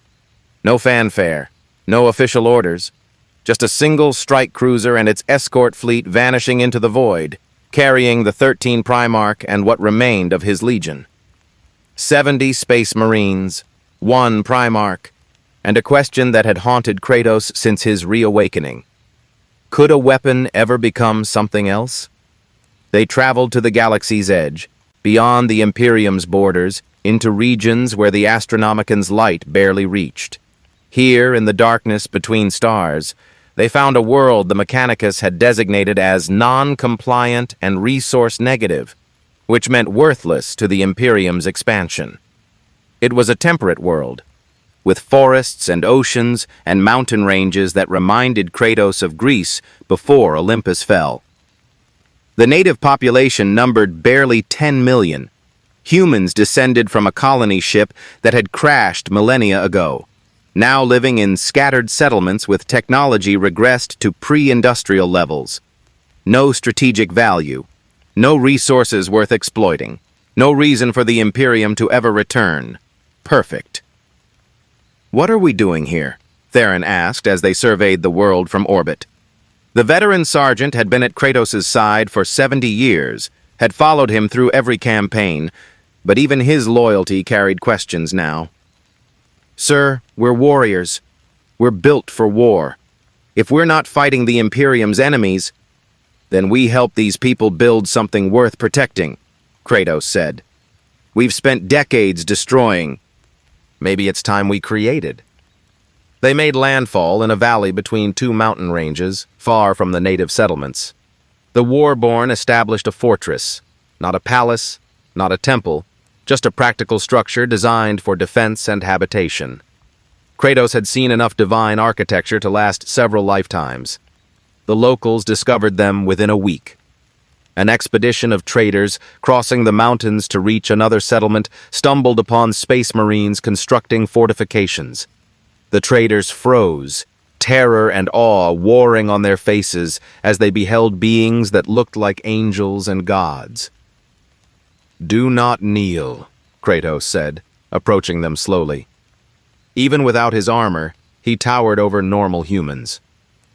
"We're not gods. We're not here to conquer. We're just tired." "What are you?" asked the expedition leader, a woman with scars marking her face and the bearing of someone who had survived many journeys. "Weapons learning to be something else," Kratos said. "What do your people need?" It was the beginning of something unprecedented in Imperial history, a Primarch who served rather than ruled. The Warborn became builders, engineers, teachers. Space Marines who could tear apart tanks with their bare hands instead used those hands to construct irrigation systems. Warriors who could calculate orbital trajectories applied that precision to agricultural planning. And Kratos? He became what he'd never been in either life. Present. Not a distant god on Olympus, not a Primarch leading crusades across the stars, just a being trying to help people survive. It wasn't glorious, wasn't efficient by Imperial standards, but slowly, over months and years, he watched the valley settlements grow, watched children who had never known war play in fields his legion had helped plant, watched humans build communities without worship, without chains, without someone telling them what they must be. "The Emperor sent me to find you," said a voice one evening, 3 years after they'd arrived. Kratos turned to find Guilliman standing at the fortress's entrance, his blue armor travel-stained, his expression carefully neutral. "Brother." "Robut." Kratos gestured to a seat, simple furniture, nothing ornate. "I'm surprised it took this long." "Terra burned," Guilliman said, sitting with visible discomfort in furniture not designed for someone his size. "The rebuilding consumed everything. The Emperor—" He paused, pain flickering across his features. "The Emperor sits the golden throne now.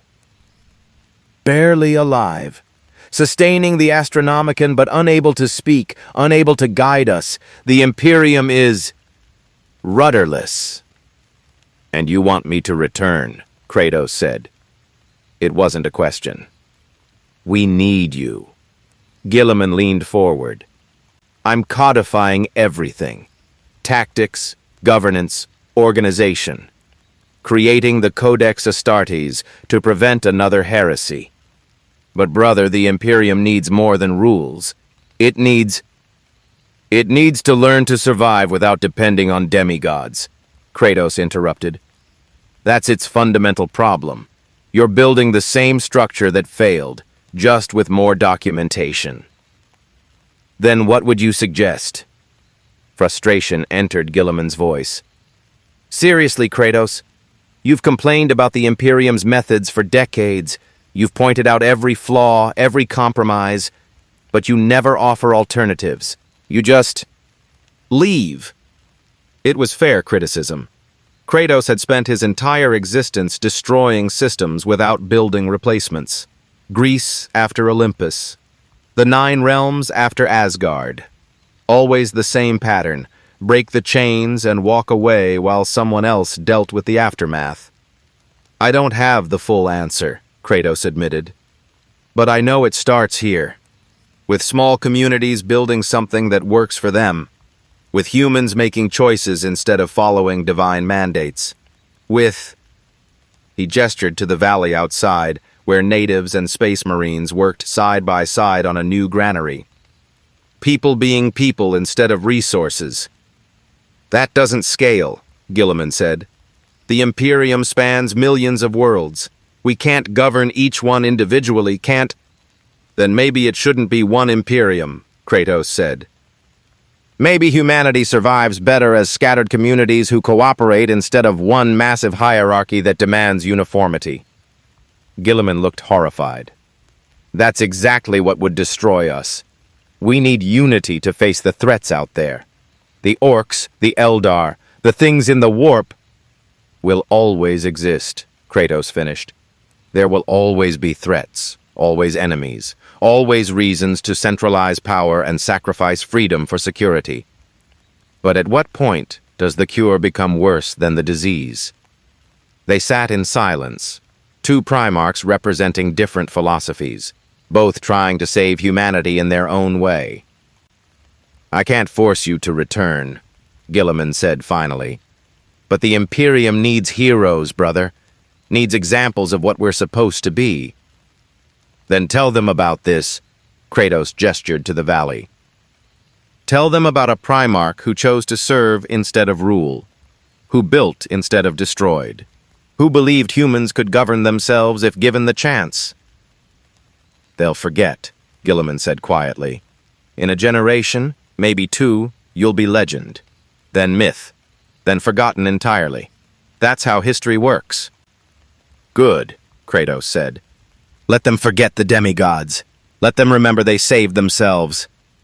Gilliman departed the next day, taking with him detailed reports on agricultural improvements, water purification systems, and democratic governance structures. Whether he'd implement any of it, Kratos didn't know. But at least he'd tried to offer alternatives instead of just criticism.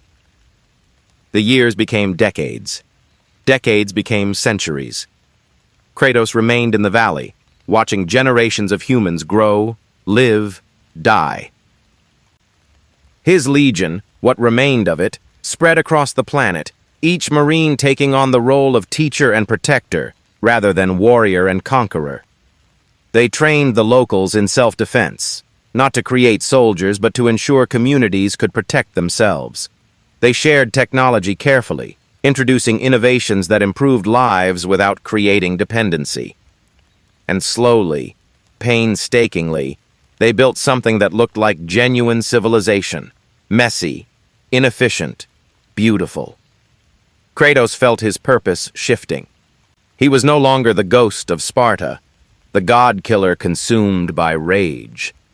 No longer even really a Primarch in the Imperial sense. Just Kratos, a being trying to be better than what he'd been designed to be. He thought often of Atreus, of his son's words across impossible distance. We must be better. Not perfect, not divine. Just better. One night, standing on the fortress walls and watching the valley's settlements glowing with lamplight, Theron approached. The veteran sergeant was old now, 3 centuries of service visible in his scars, his augmetics, his weary stance. "Do you regret it?" Theron asked. "Leaving the Imperium? We could have been heroes, legends. Instead, we're farmers with really good armor." Kratos considered the question. He'd given up glory, recognition, the chance to shape galactic history. In Imperial records, he was already fading. The Primarch who vanished, the lost son, the one who abandoned his duty.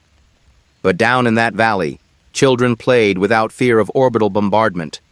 Families gathered without worrying about tithes to distant authorities. Communities made their own choices, their own mistakes, their own successes. "No regret," Kratos said.